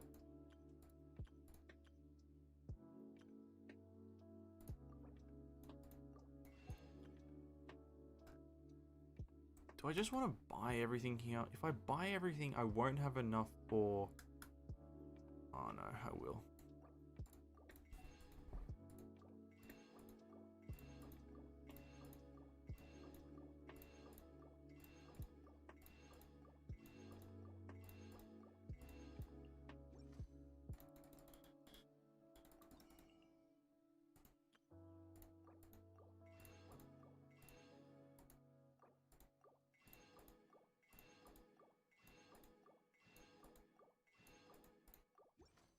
Oh, I hate clicking wrongly.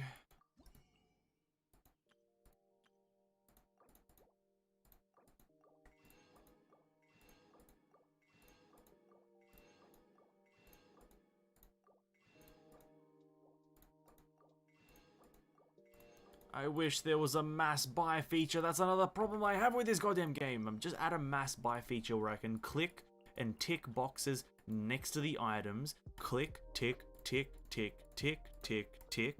Boom, boom, boom, boom, boom. All of them. And then click the buy. It tells me the price. And then I just click confirm if I have the right amount. Oh my god, it's so simple. I can make this game 30% better.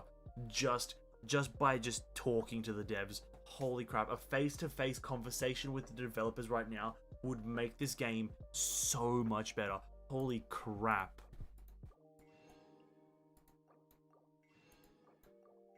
I have to sit here doing this like fucking muscle exercise about like going back and forth between exchange. It's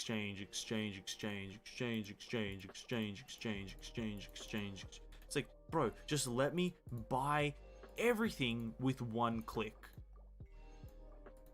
I'm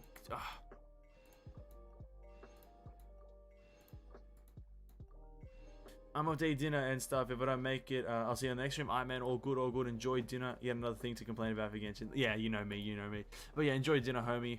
And yeah, I might end stream a bit early. I'm not sure. The headache is still there, but yeah. If you do make it back, cool. If you don't, hey, next time on Friday, more artifact grinding. But yeah, enjoy dinner, homie. This constant clicking from exchange to exchange is so infuriating. And then you misclick and you exit out of the thing. Oh, I'm so mad. Wasting all my money on this dumb game. Just wasting all my money. Oh, and I misclick again. Oh, I love it. I love it so much. Oh, it's the best thing in the world. Just misclicking and whatnot. Oh, I love it so much.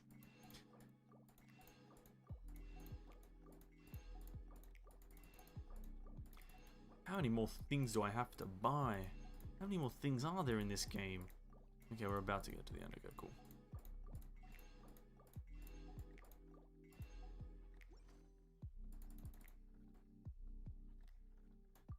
Okay, now I just want to start making all of them, right? Just start making everything, because why not?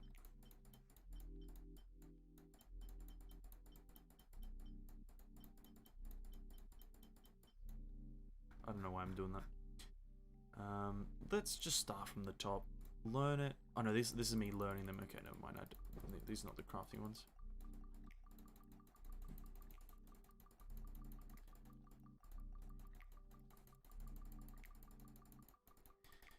Oh, what a feeling. Toyota. Thanks, hopefully the headache fully disappears. Yeah, definitely will. Definitely will.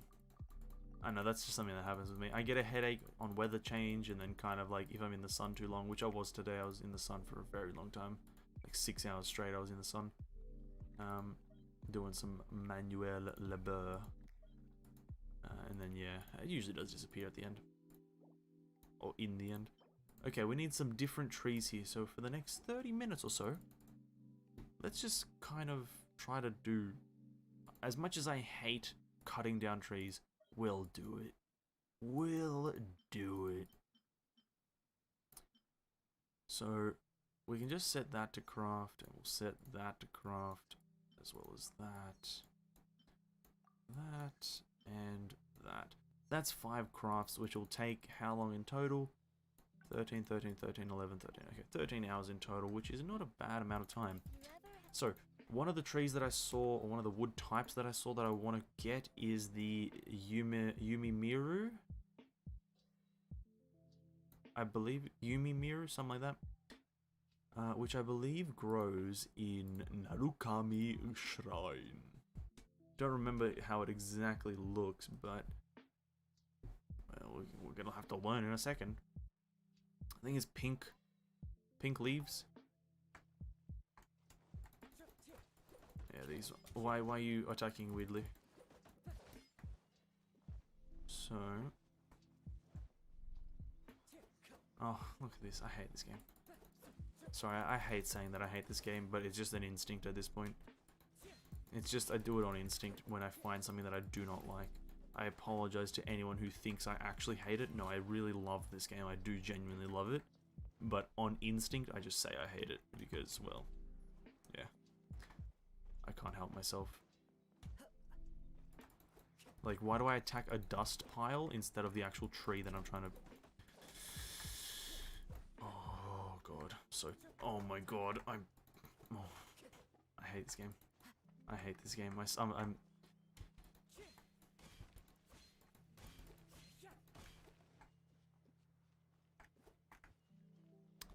okay. Okay. I'm out of here. I can't handle my character attacking leaves in the wind anymore. We're just gonna jump down. Yeah. Continue on with these ones. So Yumi Miru. Another tree that I saw was maple. I don't know where to get maple from, though. It was kind of just like a red leaf. Or a redwood. I don't know where to get maple from. Maybe it's like... So, no, I don't know.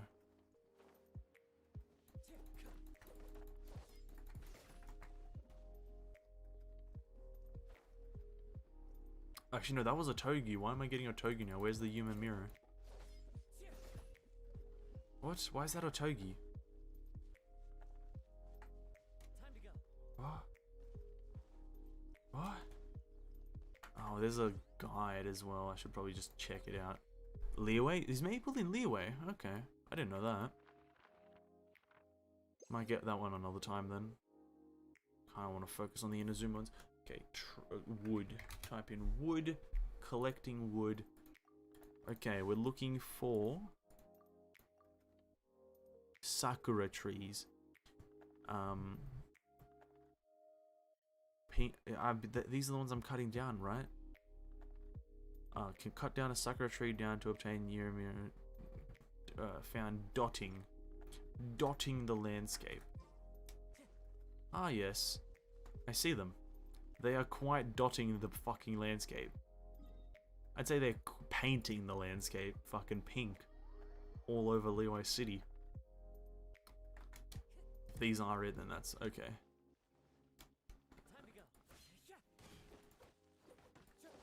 Yeah, I believe they are. Yes. Okay. So I found my farming spot is Inazuma City for the Yumiru. That's fine. Is there any more over here? There are. Ah, amazing. I thought the Narukami Shrine would have been the best place. Apparently not. The city is.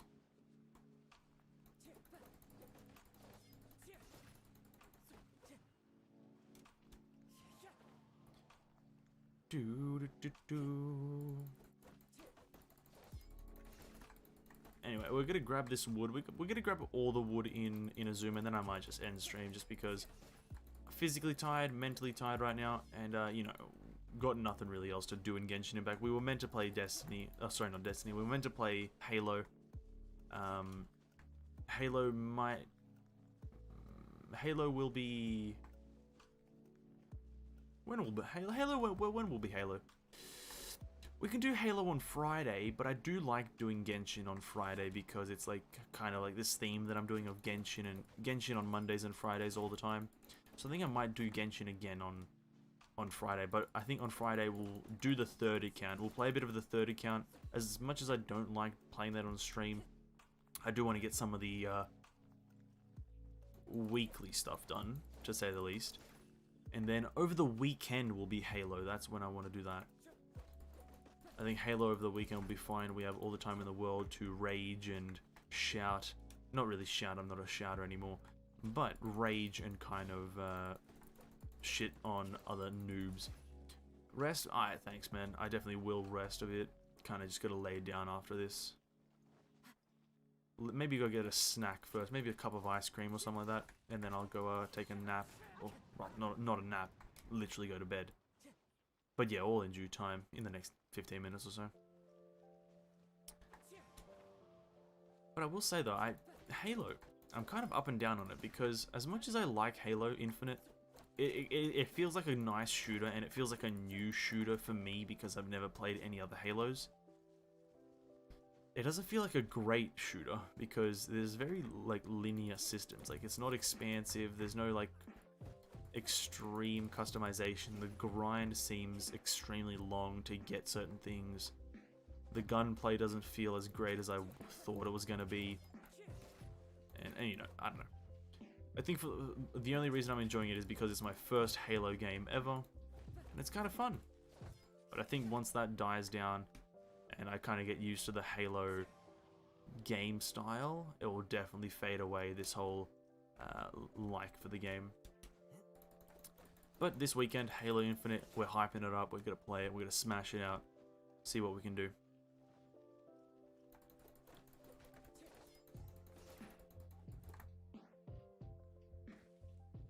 Ah yes, game. Thank you, Genshin Impact. Thank you, Genshin Impact, so much for that. Did we claim our last reward from the gardening event? We did, okay, cool.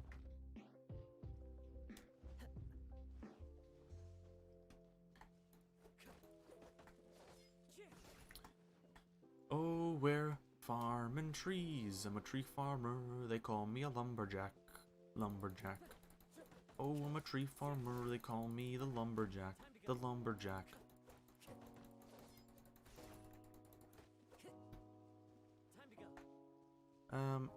Is that all the trees? Oh, that was quick.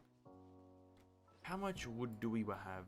How much wood could a woodchuck chuck if a woodchuck could chuck wood? We have 91. I might do this farm. Ooh.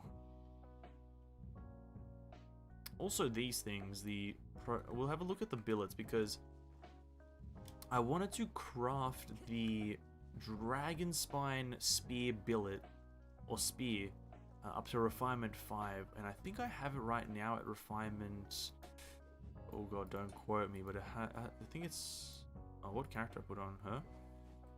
It's at refinement 4 right now, and we have 4 billets. So I think I might just craft the other one, maybe? If I have enough pieces for the actual thing. We need 4 more teeth, which is doable because... Oh, it is doable because we didn't get the other 2 final teeth. Oh, and then this is the last time that I'll have to farm these. Oh my god, this is amazing. Okay, let's do this really quickly. I totally forgot to do this when I came to Dragon Spine earlier. So, pick up this tooth here. Travel here, go into the cave, pick up the last one, craft them all, and then I'll have enough teeth for the final one. God, that is a long farm, really. I haven't been doing it like daily or per reset, but still. That is a very long farm. You can only get 4 per harvest. You need 8 per craft. That's a lot of harvests. 10 harvests. Or gatherings, or whatever you want to call them. Slap that in there. Boom. Pow. Extract vitality. Ka-chow. Pow pow. Vitalized tooth. Then we go to a blacksmith. Let's go to Mr. Wagner in Mondstadt. I believe Wagner is in Mondstadt.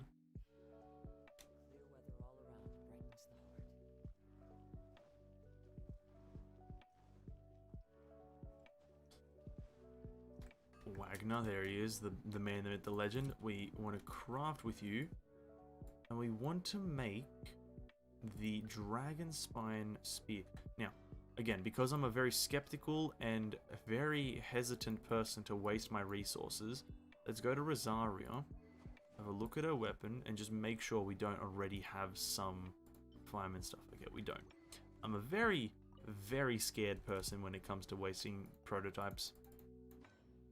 Okay, so we set one of these to craft the Dragon Spine Spear using Zhongli to reduce the cost, or rather, material usage.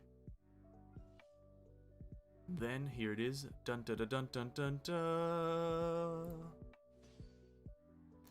We have Refinement 5 Spear. It is absolutely amazing, and I now kind of want to level up my Rosaria, but I will withhold from doing that for a while. Because This spear could be an absolute monster on her. Yeah, that could be absolutely monstrous. But yeah, okay. That's going to be the end of that. I'm going to actually wrap up stream here. Oh, what a day. What a day it's been. It's been a long day. I've been awake for like 18 hours. Thank you all so much for watching. Thanks Cloudy, thanks Tissue, Natlan, Flame. Thank you all so much for stopping by. Really appreciate you guys chatting away. Really appreciate it. Good stuff today. I really enjoyed it. And I hope you guys did as well. Me ranting about game mechanics and all that good stuff. But yeah. I will be back. I thought I had the small cup. I will be back on Friday, as per usual, doing my stuff again. And it will be Genshin Impact on Friday again. And as much as I love Genshin Impact, that might be slight overkill. But we're still going to do it because I have some stuff that I want to do on my third account. And a few artifact grinding things here and there. But oh well, till Friday. And until Friday comes, have an amazing day between there, guys, which is Thursday. Oh God, I'm such an idiot. Why can't I ever do a simple outro of just saying goodbye, saying thank you? Why can't I do it simply? Stay hydrated, guys. Drink some water. Have an amazing day, night, evening, whatever time it is. Stay safe and see you in the next one. Peace out.